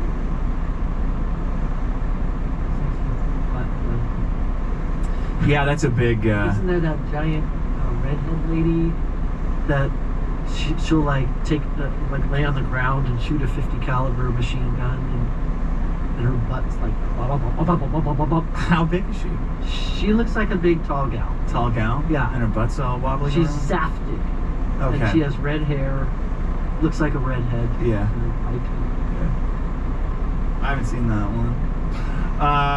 Okay, Unplugged Game Boy. Coming out of a funeral for a friend with a bunch of people. Some old people pressed play on my phone and the word looks like a giant dick going up his ass. Blare out my speakers. No idea what you were talking about, but everyone in the car laughed. Needed it. Thank you. You're welcome. Okay, let's do a very special feature that Johnny Rocket has sent in. Oh. Johnny, are you familiar with him? I see his name in the comments. Yeah, this is Maddox. He was talking about you, Johnny, and the fires. Uh-oh. The AI Maddox. Uh-oh. We all know and love. Oh, no. I really need a theme song for this. Here we go. Happy incoming Martin Luther King Day to all those who celebrate, which is no one who listens to this show. When Sean jumped ship, I thought, great, no more harassment, or at least less racist harassment. I was wrong. See, Dick decided to hire a new nut job to co-host this pitiful podcast. For some reason, this new guy, Johnny, has the same bug up his butt with regards to torturing me. I don't like airing out dirty laundry, but unfortunately, Johnny has made it a matter of public health. Because I witnessed him start the LA fires. Oh, okay. Damn it, I thought I was alone. It's a revelation. Yeah? You thought you started the LA fires. Let's hear it. Okay, so I'm not a man of means anymore. Yeah, yuck it up. But once in a while, I can treat myself to some gourmet shit. Well, I tried to treat myself to Buffalo Wild Wings and get myself a plate of their fantastic spicy bazinga wings. Before I could have even one of them, a dark figure appeared and helped himself to 3 of them. I would have yelled at him, but he kind of looks ethnic. I support Black Lives Matter, and I didn't want to turn this into one of those scary situations. I asked him who he was, and he introduced himself as Johnny, Sean's replacement. Yeah. Oh, okay. All right. Amazing. You were there for your bazinga wings? I took 3 of them. Okay. I tried to make a joke to diffuse the situation. Oh, the Dick Show has gone woke and replaced the white co-host with a brownish one. Mm-hmm. But he genuinely shocked me into silence by putting the rest of the wings in the front pocket of his jeans. No Ziploc bag or anything.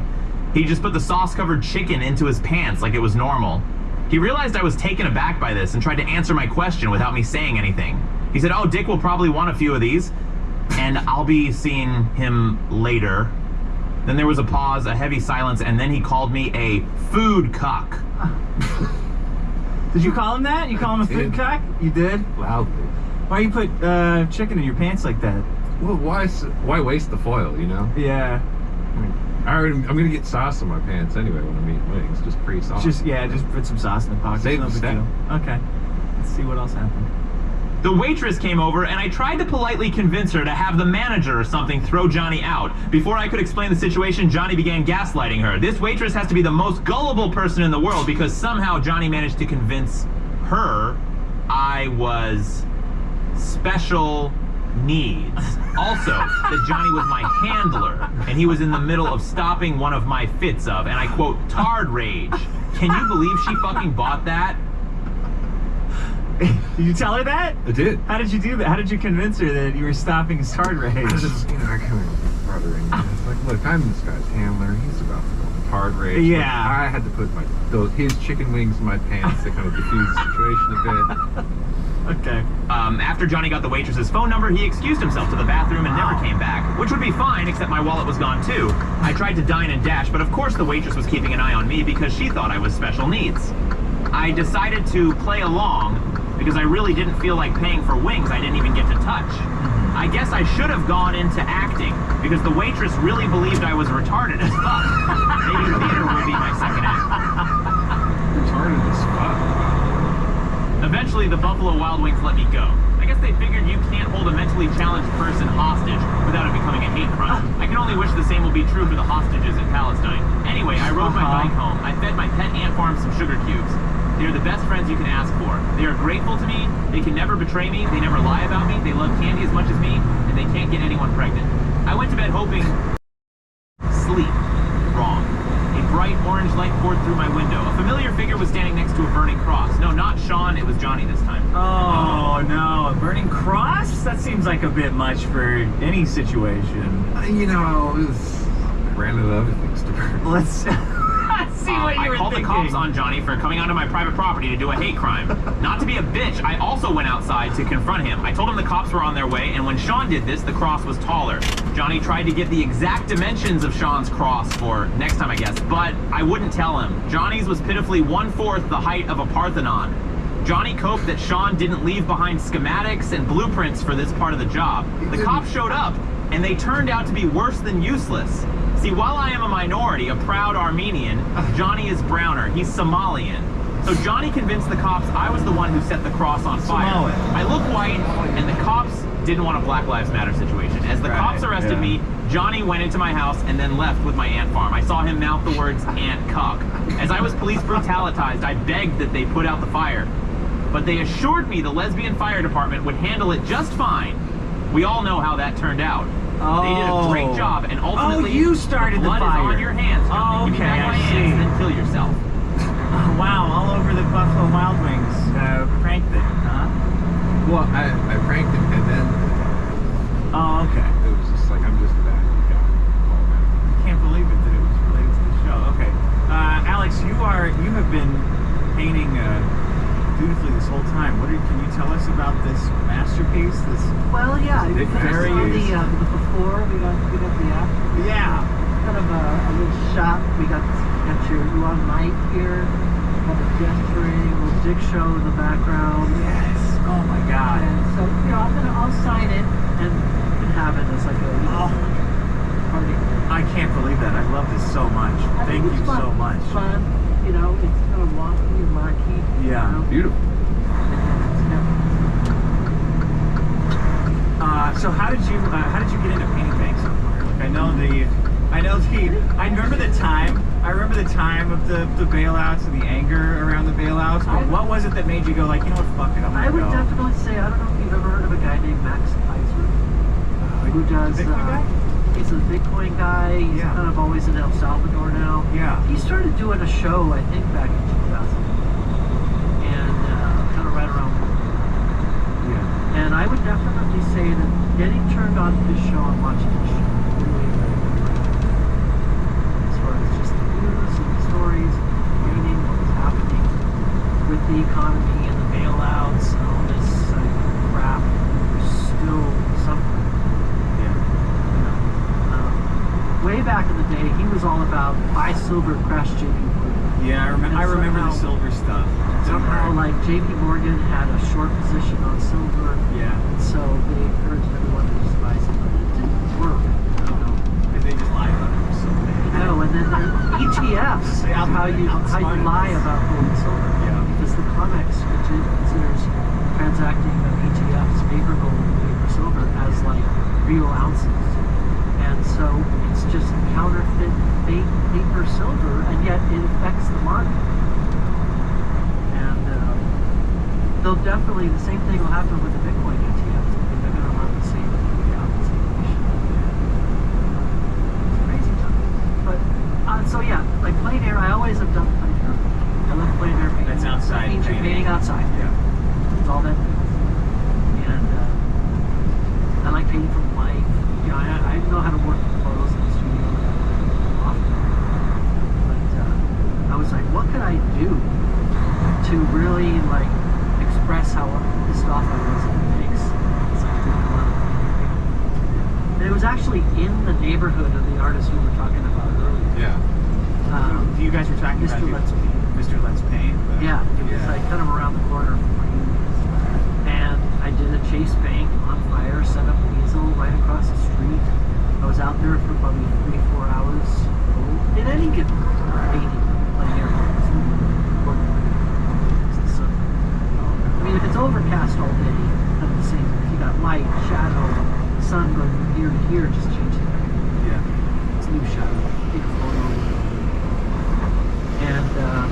someone from the bank obviously got worried, you know. And I total was right terrorist there next to behavior. it at a bus stop. People would get off, they'd laugh, they'd look and tell me some story about people that never got screwed out of their house. Yeah, screw the banks. And but then the cops came and they wrote up an incident report. I coughed up my ID. Obviously I didn't have to. But then 3 weeks after that is when I had officers in my studio or in Eagle Rock. You know, I worked at home because I'm a painter, and so I'm like answering the door in my underwear. You know, basically like one cop standing to the side of the door knocking, another cop off the property on the sidewalk. Just asking questions. I think they had to. They had to follow through. And I know for a fact that Chase Bank freaked out way bigger than they went on. Oh, really? Yeah, like I heard a story years later. A friend of mine runs the Hive Gallery in downtown. He's on his 20th year running that gallery. And he's from Ohio. And so a friend of his who's from Ohio was visiting and staying with Nathan. So he worked there. And it's like the second biggest branch office of Chase Bank is like, besides the one in New York, is something and somewhere in Ohio. And he's a Jewish guy. This guy shit. He painted the back so for me. This guy was like a VP level. They probably have a lot. Yeah. But he was up there and he worked at the head office. And he's like, no way! He's like, they sent out an email to the whole global email with like links and a picture, and they're like, be on the lookout for this guy. This person, call the police, do not interact. Why? I don't know. And I feel like they, you know, because I've known artists that do paintings of like logos. Yeah. And they actually have gotten in trouble. And so they stopped painting. They get like a cease, they get yeah, lost. like Target will tell them, don't do it. You can't paint that. Yeah. There's this guy I know who's a big LA painter. And he does a lot of just kind of urban landscape scenes. They're beautiful, incredible. And, does he do any Waffle House, like fight scenes? That would be... Yeah. It's mostly just kind of like moody nightscapes, but he'll change the logo. It'll look like Waffle House. Right. But you won't be able to read it. It'll be like an AI design. Okay. Where it's like... Yeah. And it's yellow and white, so you recognize it. But because someone from like Walmart or something said, you can't do that. Yeah. But I've never had them come at me for painting their logos on it. I would think the VPs would like kind of love it. I don't know if that's, I guess now, because it's been enough time has passed. And I'm so bad at keeping track of my friends in the world. I mean, I've sold tons of paintings all over the world. I've sold galleries and different collections and auctions. They are kind of spread out. They're very spread out, you know. And I just, if they start to auction again, like they start appearing in auctions, and then it's the secondary art market, who knows? You know, like maybe some banker will buy it. Yeah. It's like as a joke. Yeah, I would think there's nothing I can do about it. Would love it too. But the Bitcoin community loves it, and they have. I've been a bunch of auctions. Bitcoin collectors, they love collecting. They are collectors. Yeah. You know, that's the thing. Is like back in the, let's say, the days of Picasso and Matisse, you could still get a Picasso or a Matisse for that much money. You know, the big collectors were all pharmaceutical companies. Oh, really? They were big money, new money, like petroleum-based pharmaceuticals. You know, some guy in Russia that was buying a lot. So I feel like the I feel like the Bitcoin community is kind of like the money. There's some of these people that have so much money, and they have the collecting. It's like they're not big on like gambling either. Like, all the shit coins and other. Those are the more the crypto coins. They're like, yeah, because you can make money gambling. Yeah. You know, and if you're on it and you know how to read the charts, you can almost just guarantee that you're going to heal all this. So it's been quite an adventure, and you know, I'm not in LA, I'm down in San Diego. You're down in San Diego. So it's a different vibe. LA definitely. I think my house is burning down. It wasn't me. I got an alibi. What? What is it? Oh, for the pizza. Oh no! Is the pizza? It's not even burning the house down. It's just the cast iron. The cast iron's heating up. Oh yeah. I hear feet running around. Yeah.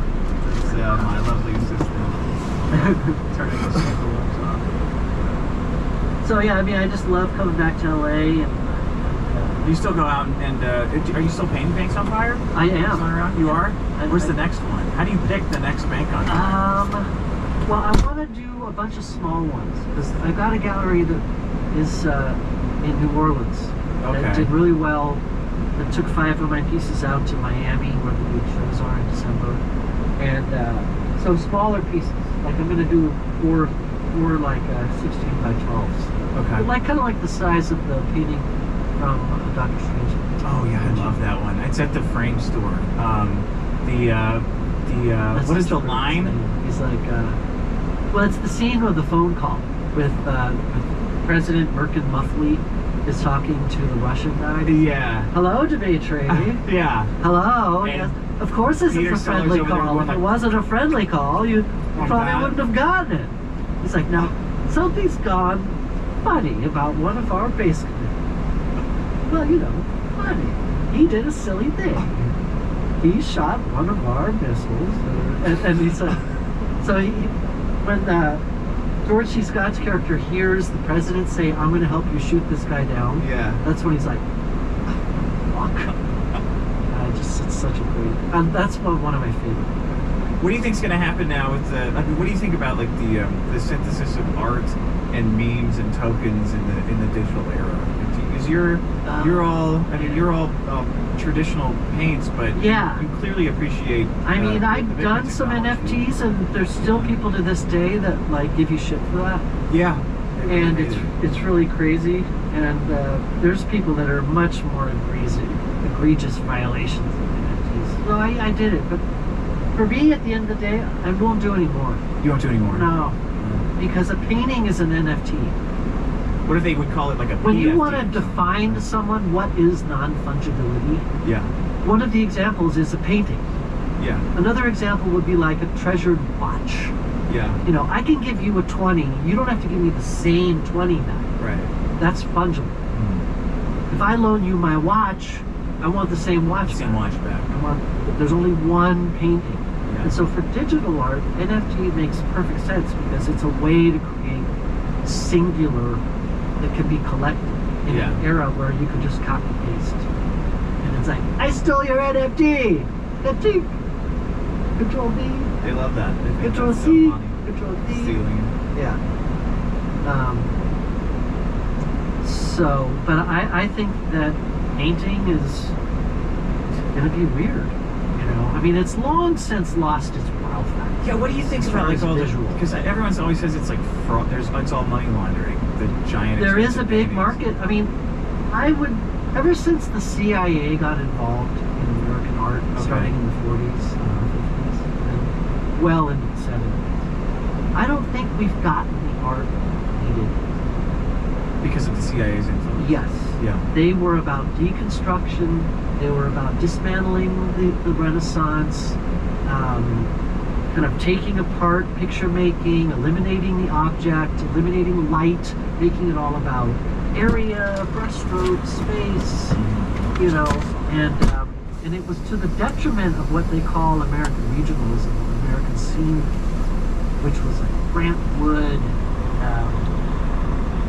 Thomas Hart Benton, you know, like a Mexican version would be Diego Rivera. Okay. They were like socialists. They were painting the American scene, farmers and laborers, and the CIA didn't like it. They just forced them out of money. Also, like, you know, the space program was a way for the American to express American conception. You know, and going to the moon was an expression of American conception. And deconstructed abstract expressionism was another way to say the Soviet Union is in the past. They Can you explain that more? Deconstructed. Well, deconstruction was like a period that started kind of like with Marcel Duchamp. Okay. And it's about eliminating subject matter and making painting or an art just about materials in the process. Right. And getting them, you don't paint things. You paint abstraction. And so, some of the first deconstruction was like, well, the drawing is not as good. Or, it's just about, there's no contrast, like to express form and volume and light. And there was a long period where they played that out, starting with, in the 40s, with the first generation abstract impressionists.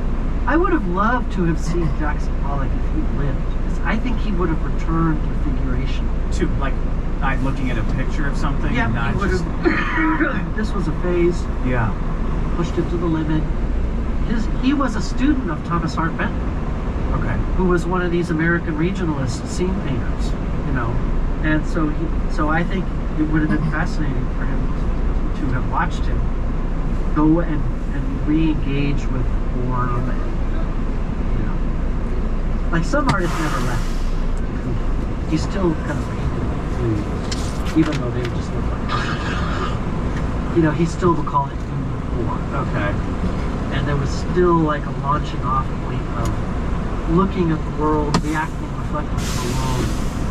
What de Kooning looks like. There's a Matisse quote where he says, people like to think of painting as an appendage of literature, and therefore wanted to express not general ideas suited to pictorial needs, but literary ideas. Literary ideas, the literary idea and the literary person has totally taken over the arts.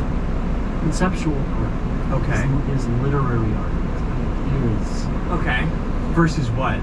Versus pictorial art, which is about depicting, and it's about the world. The literary art, that's where you end up with conceptual art. Why do you think that's happened? I think it's like, and there's a lot of backlash to that too. Like people kind of scoff at like abstract, even the nature of abstract. Now it's gone full circle. Okay.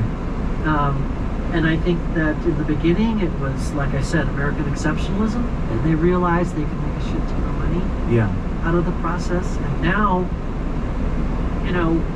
like, who's the guy? Charles Saatchi. He created his own company, Artsy. Right. He's a big ad guy in England. Yeah. He created YBA. He made a bunch of guys famous, Young British Art, which was art in the 90s.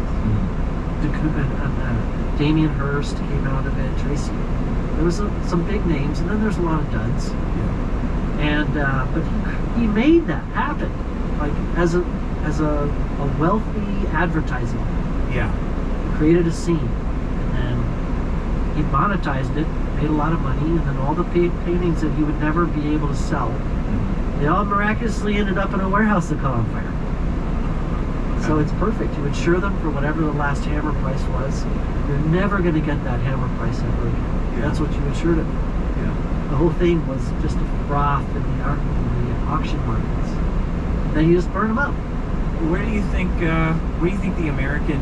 it does feel like we're entering a new age of American exceptionalism. Like, all of the stuff that we've been dealing with for 20 years or 40 years, all the DEI shit, all this stuff that doesn't matter and is not fun and is like kind of self-punishing, like a sadomasochistic urge to just demone Americans and demone ourselves or castigate ourselves. It feels like we're shedding that and launching into this. But Trump's the vehicle. But I'm like goofing around like Trump's the greatest guy in the world, but he's just like a con artist from the 80s, right? Where do you think the genuine birth of American exceptional art is going to come from, and what is it going to look like moving forward? Because it's changing. Man. You can feel it changing. I don't feel illegal. For the first time in my entire life, I don't feel like I'm doing something illegal vis-a-vis like crypto, Bitcoins. Like the SEC can be randomly punishing to anybody on the blockchain, no matter what you're doing, because the technology is necessarily a security.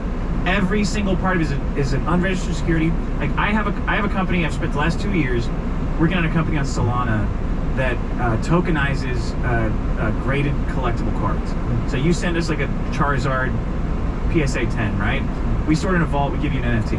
Then you can do whatever you want with the NFT. And there's no laws governing this. It's the kind of thing where, that's why I'm so hyped on this Solana stuff. Solana's onboarding 500,000 users and like $1 trillion. This is great for me. Yeah. But now, I feel like that's just business now. Like this is like part of being an American, is this kick-ass business that we're doing. Yeah. In line with that, what do you think the future of American art, or at least the immediate future of American exceptionalism in art will be? You know, it's not going to come out of, I mean, I could say where it won't happen is it won't happen in the, you know, in the sort of zombified markets that have existed since like late 70s, early 80s. Like art galleries and stuff? Yeah, like big, big New York art galleries that don't deal with anything under $50,000. Okay. It's kind of like it's a way to get a tax write-off. Mm-hmm. You know, and you work with a gallery, and you work with a bank, and you work with a image consultant. Yeah, or like a regional museum. You know, and you buy a painting for $50,000, that you donate it to the museum, and then you get like a big tax. Yeah. But I don't know. I mean, I am a painting supremacist. So like when I think of art, I think of painting. You think of painting. If someone says art, that's what starts popping into my mind. Yeah. And painting has just gotten written off as like dead so many times.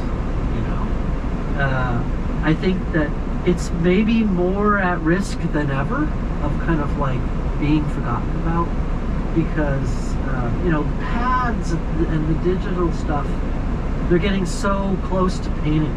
Yeah. You know, but there is a particular language to paint that is totally different. It's not light. You know, whereas television is light, right, shining at your eye, and painting is always reflective. Yeah. It's like the moon. You can't see the moon without light. You know, whereas the sun is like shining light like a television. So I'm curious to see where painting goes. I feel like the materials are the worst quality they've ever been since I've been painting. Really? 35 years. Which I think is like difficult for maybe younger kids to get into. I've done some teaching, like at, let's say, high school. Areas. Now and then I'll do like, and the materials are so bad. They're just cheap, like acrylic, Chinese super shit. cheap, terrible. Like, I mean, I'm familiar with paint. I can do something with it, but it's like somebody trying to tell you to play golf with a twig.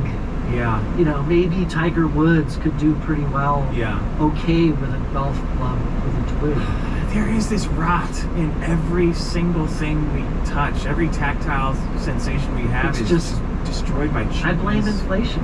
They gotta just keep things cheap. So the food is worse. Yeah. You know, the quality of the women are just atrocious. You know? Yeah. I mean, I haven't thought about that. I'm kind of like just a cat guy. I think about it all the time. This is terrible. What we're giving these kids. And it was bad when I was a kid. You know? No, I feel sometimes like everyone got sold a big deal of things. Yeah. With the whole, how do we continue to extend and pretend a system that's bountiful? Let's, you know, like, are women happier in society? Because when I was a kid, like, that's a hell of a metric. I don't know if I want to. I don't know if I want to see that index. I know, and that's the thing. It's like, is society better off because women have to work to be able to just barely. And what is work? Answering emails life and screwing around. And I just think it's a shame that people kind of disparage motherhood or whatever. I think it's changing with a certain generation, but definitely. I mean, I'm Gen X. Yeah. I think I'm older. Yeah, probably. You're like 30s? No, I'm 44. Okay. I was born in 1980. I was born in 69. Oh, okay.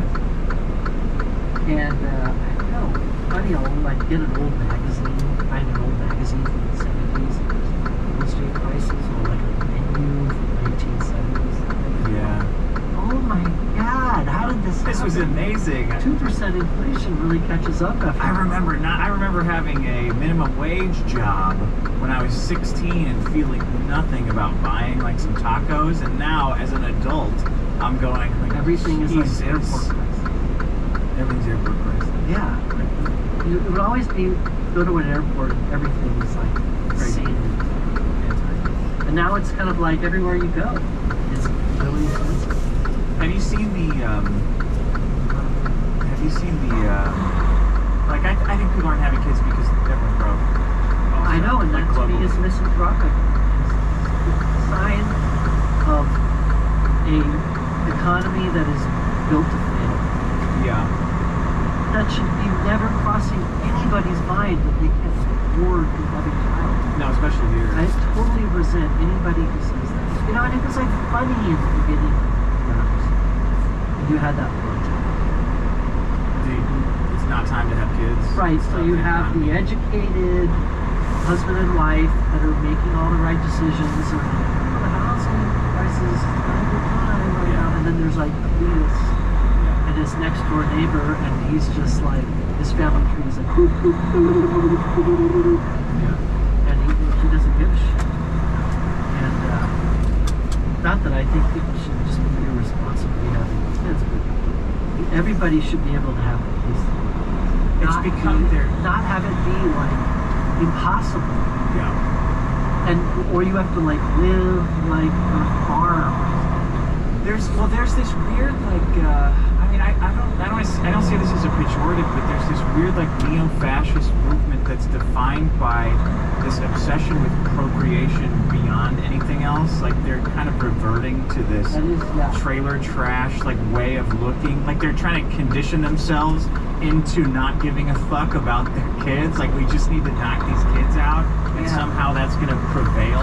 And it's very bizarre. I've never gotten a vibe like this from human beings, let alone Americans, in my entire life, and it gets bigger and bigger every year. Because they want a family and kids. I mean, most people do. Almost everybody does. But it's weird to see.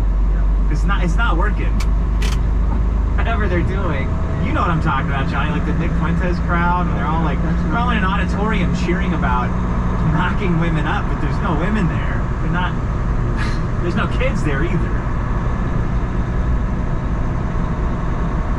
Yeah. Like sausage party. It's a big time sausage party. We went to a Milady rave a while ago. Milady's the NFT. Oh. Is that like the hat tipping night? It is, yeah. He's the hat tipping guy. They have a racist collection of NFTs, I guess. I don't know why they're racist. Like, no one's ever explained to me, but everyone hates them and they don't care. So it's awesome. Like they embody the we don't. Like they all talk exactly the same. They have the same amount of politeness and like respect for each other. Like this welcoming, and they all. It's like talking to a hive mind every time you deal with it. Thank you, the lady. Yes, of course. Well, we'll be waiting there, sir. Like, they're all anonymous. They're really funny. That's quite good. Yeah, it's funny. Okay. Anyway, I don't know. Let's look. Can we see the? Are you? Oh, there it is. Have you ever thought of doing like a Bob Ross, but with hating the government kind of painting show? Bob Ross is the gateway drug to painting. Yeah. He is great. Apparently, there's a documentary. That's why I'm afraid to watch it. It's like the guy probably just got screwed out by a bunch of chiselers. Chiselers is around like screwed him out of his birth, not his birthright, but his earning. You know, what's his name? Yeah, his name. Everything he built. So I am a big Bob Ross fan, and I always watched that show when I was a kid. And sometimes I really think like looking at what Bob Ross is doing is sometimes looking at the way the old man painted. You know, just because a painting is 400 years old doesn't mean that the guy didn't make doing part of it until now. You know, and the way that let's say Peter Paul Rubens would command a studio. would have studio assistants. And Rubens would draw the main character, draw the lines, block in, Aphrodite and the main scene, and then he'd leave it up to his assistants to do like some of the background. Yeah. And so like, oh, we're gonna paint a little background here, and they just kind of and kind of just push it in, and watching Bob Ross do that, it kind of demons. Yeah. Do you ever want to do that? Big studio and wear like a cape and stuff? Yeah. People around. I mean, the thing do you about do this it, at like live, like the Bitcoin conferences? I've done like live, paintings. Yeah. All of them. Like a Hive Gallery in downtown for years when I was living in the same building on 7th and Spring. He'd have a big opening every once a month, and I would just do like 5-minute portraits. Just goofy portraits. So, but you just to do Bob Ross, you really got to commit to the bit. It's like this my is man how has that you tattoo do it. on his I'm too like I want to wander around. I want to try this approach. I want to try this approach. Yeah. And he's like, but committing to the bit, like that's old master painting. Like this is how we mix flesh tones in the studio. White plus yellow ochre in the lights. You add a little bit of Venetian red in the halftones. Burnt umber and burnt sienna for the shadows. Boom. There's no exploration. There's no like impressionist. There's no searching for colors. It's like this is it. It's like mixed skin tone. Bum, bum, bum, bum. What are the because that was depicting. They lived in a time where handmade objects, were the only pictures we had. So it's like you had to have. Do you have any advice for young artists? Oh man, at this point, I would probably say don't go to art school. No one ever wants that. That is the worst advice, I think, to go to any. Oh, go into art school? Yeah. Like, okay.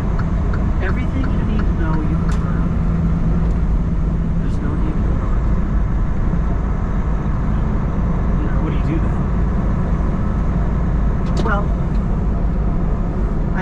hopefully you make yourself employable as an artist, especially so learn Photoshop, become good at skills like I feel like someone who knows how to edit video is kind of like someone that's going to have a job on it. Yeah, because there's always going to be people that are making content that aren't going to figure out how to learn. They aren't going to figure out how to learn to edit. Yeah, everything's getting. It sucks that everything, like every part of the these guys are in creative fields. But Sean, the audio engineer, worked in Hollywood, worked for Netflix. So much of what they do is just sent overseas. I know. Awesome. That's how it was with Smart. I couldn't believe it, but I knew a guy that worked at Nickelodeon, and so there was a whole team of guys that would do the backgrounds with me. So they would paint in Burbank all these backgrounds in the studio with American artists, and then they would send all those boards to Korea, and a Korean artist would paint all of them. It's got to stop. So they looked exactly like this perfect symmetry backgrounds. And I was like, they pay you guys to paint these beautiful backgrounds, and then they send them all over to Korea, and a Korean artist repaints all of them, still beautifully. Isn't it crazy? Like I never hear Hollywood people going, "This is appalling that you guys are just sending all this money. Well, that's our money. We deserve to have that money. Fuck the AI shit. Give me the money." It's like all the times you hire a session player for something, and then you watch the producer go off and chop all the notes to a grid. It's like, well, if you're gonna just have everything be exact anyway, why didn't you just punch all the notes? Oh, we have it snapped? Yeah, you just like, oh, okay, cool, that was a great, the thing you did was so great, now we're going to go ahead and make it robot. Yeah, thanks. Cool. Okay, let's see can we see the the final painting? Thank you so much for coming in, Alex. I know you gotta, oh yeah, that's amazing. Johnny, what am I saying? You're saying, can you believe that I missed out on all this generational Remind me about the the generational wealth that I missed out on. Look at no! that. Yeah, that looks exactly This like the is whole terrible. thing. I'm thinking about the wealth. Speaking of, what's in What, you want to bust open my Pokemon cards? I know we Vito dropped the ball. He dropped the ball. Not only did not enough people spend enough money, Yeah. which, you know, you would think, considering his penchant for raising the prices. Yeah, you would think that he would think that he would do that. But I know we did talk about it on this show. But I mean, it is funny to make him make money. You want to do it? I don't know. It's up to you. Anyway, that's the show. Everybody, Alex, thank you so much for coming in. This is fun. I like working in these tight quarters. I could talk about art with you all day. It would probably be very, very satisfying to me. You, probably not so much, because I have to Google everybody that you're talking about while you're talking about it. Yeah. Right? Dean Koontz. Dean Koontz. I know Dean Koontz. Yeah. Is he an artist also? De Kooning.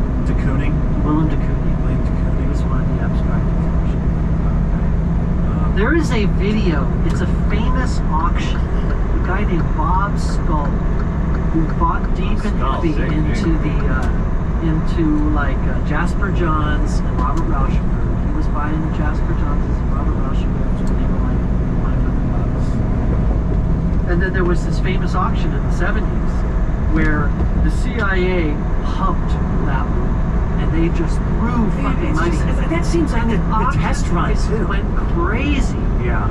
And Rauschenberg was at that auction as like a guy who'd been selling his paintings to Bob Skull for $500. Yeah. Like decent money back then, but not $30,000. Yeah. So then Bob Rauschenberg literally grabs Bob Skull after the auction, back of his jacket, spins him around, and it almost looks like they're going to get in a fight. He's like, "You're fucking telling me you were paying this much for these and you just sold them for $50,000? Fuck you!" And he was screaming at him, and Bob Skull's like, "Take it easy, Bob. You know, I made you. I just made you." Kind of saying that, you know. Yeah. And Robert Rauschenberg wouldn't let him go. He actually tried to sue Skull for the arbitrage between what he sold his paintings for and what they auctioned for. And he lost. Yeah. And he didn't push the case because he realized, okay, he did make it. Because he set that price point. Now when people come to my studio, they're paying $20,000 instead of $500. And then he was like anointed, you know. And that shit is like, well, the CIA did that for all the tech companies too. They're going around founding, you know, Google, and here's a bunch of cash. Elon's been posting this picture of him and Bezos at like an Epstein fundraising event. Oh wow, okay, that's great. So that money meant what exactly? Like nothing. We need a digital version of Kim Jones's The Mudman. Yeah. What's that? He knows. What's The Mudman? I know. Well, yeah. What is that? It was the Kim Jones thing where he had his assistants covered in mud and sticks and dog shit. He'd walk barefoot in Santa Monica all the way downtown. Then he starts showing up at art galleries as the Mudman. So everyone's around in like nice suits and stuff. He's wearing the Mudman. Well, he'd start touching people and getting mud, dog shit, handprints on them. So it's like you think you're going to this nice art gallery. Oh, here comes the Mudman, and it's. Oh wow. Okay. Patreon.com/DickShow, Dick.show. I'll see you guys next Tuesday. Thank you for tuning in. Thank you again, Alex. This is marvelous. Yeah, enjoy it. I'm gonna hang it over my bed. There you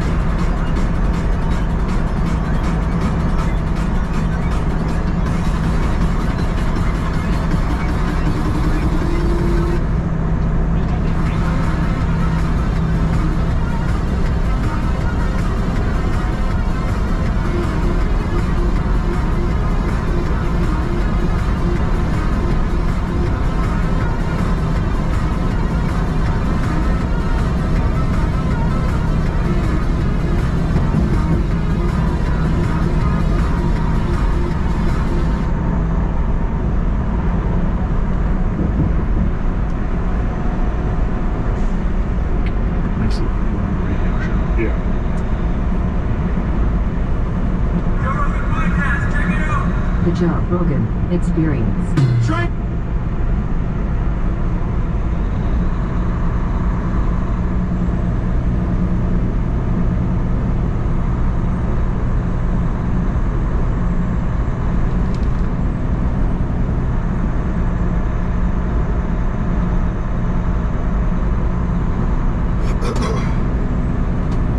My day, Joe Rogan podcast by night.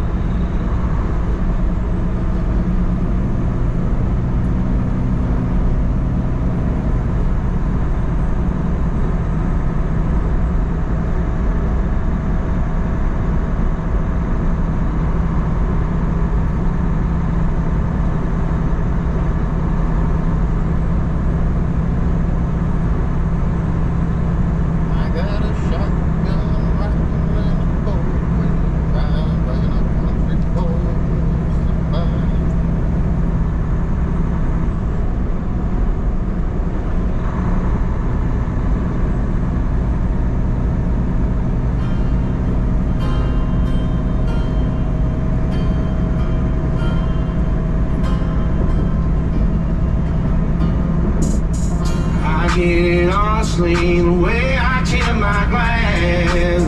I learned from a dinosaur, tell them all to kiss my ass. Yeah, I'm gonna get a little wild with all my rowdy friends. And we might get whiskey being held down, yeah, son, it all depends. You might find me on a creek bank going toe to toe with a flathead cat. Somewhere knee deep in the reclaim, but tell me what y'all know about that. Can't help it, that's the way I am. Yeah, I was raised to walk the line. I work hard till the daylight's gone, then go find a good time. Tip back a couple colds, yeah, son, what else can I say? You can blame it on the hike and the drinking, 'cause they made me this way. I'm known to take the low road and make a bottle disappear. And that's easy to do when you got old Hank Jr. crumbling in your rear. I might end up at a bar fight one night, stumbling. Pay the tab, call the cab, get up the next morning and do it all over again. Hey, faggots in yellow Peterbilt, why don't you put your cell phone down and get out of the middle lane? Stop hogging up traffic.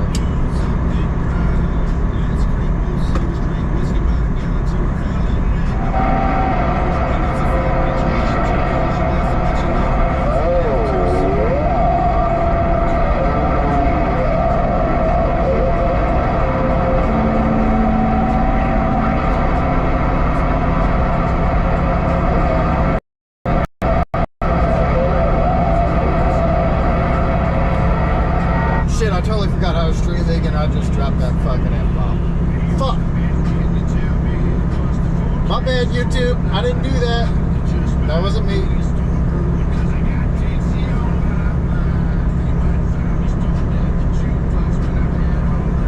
I didn't say that.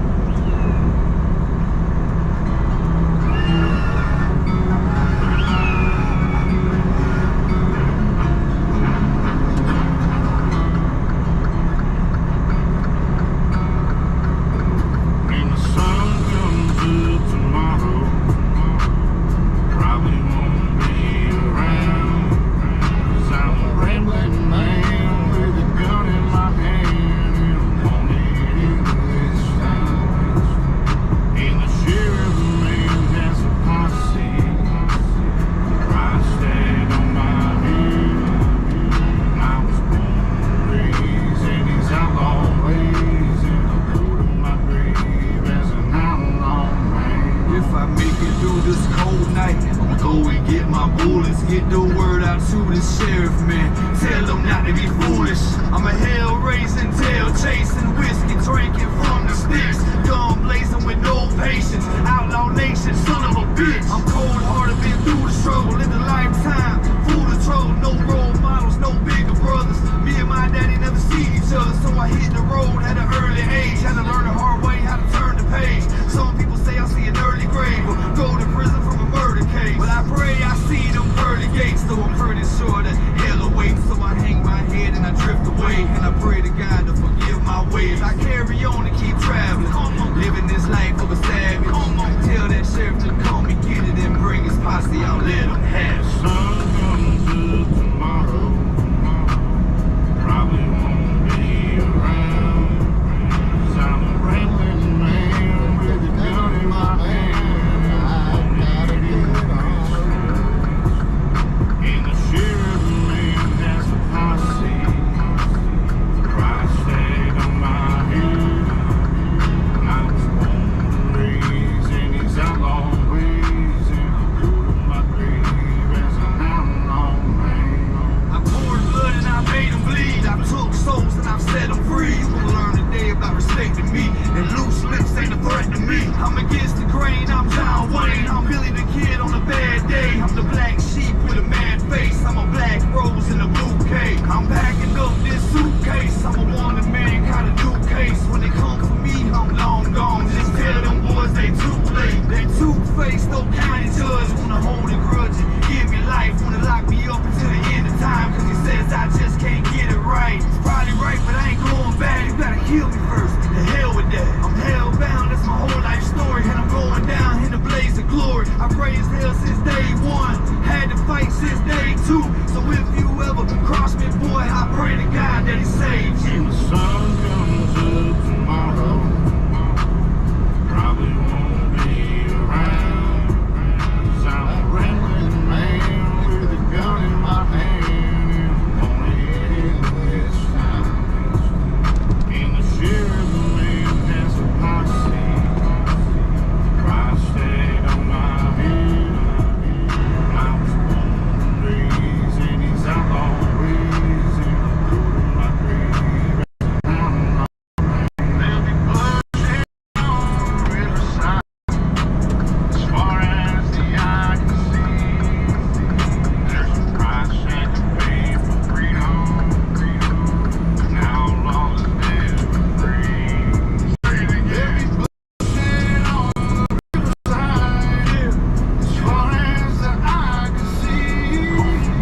There's a price tag to pay for freedom, and outlaws never free. So we ride. I'll die before I sell out. Pray for me, I'm hellbound, 'cause I'm dumping all these shells out. I'll die before I sell out. Pray for me, I'm hellbound, 'cause I'm dumping all these shells out.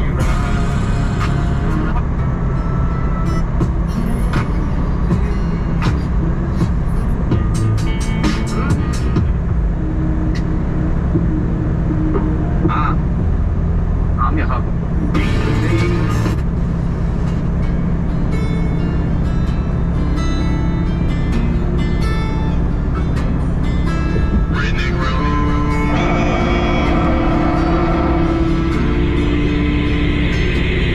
They don't gotta know. I'll take you down a dirt road. Be ready to go. I got the jack, you bring the coat. Baby girl, let's roll. Soon as the sun hits the ground, where they'll talk around town. They wanna know what's going down, but they don't gotta know. I'll take you down a dirt road. Be ready to go. I got the jack, you bring the coat. Baby girl, let's roll. Soon as the sun hits the ground, where they talk around town. They wanna know what's going down, but they don't gotta know. We gon' make it through, baby girl. Let them gossip while I play with your curls. 'Cause when it's you and me, it's just you and me. We don't gotta let them into our world. So, baby, sit back, got your lips on my neck. I'm your man, I always got you, that's a fact. Anybody got a problem, you can tell him I got him. If you talk, I'm a girl, you better sit with respect. Like the days are old, I got an old soul. Tell me, do you wanna now all crazy? I'm a cowboy, on a dirt road. I'm a rolling stone, little baby. I'm the man in struggle. I've lived my whole life in trouble. I'm a country boy. Door you porn, make it double. You wanna ride a cowboy, let me be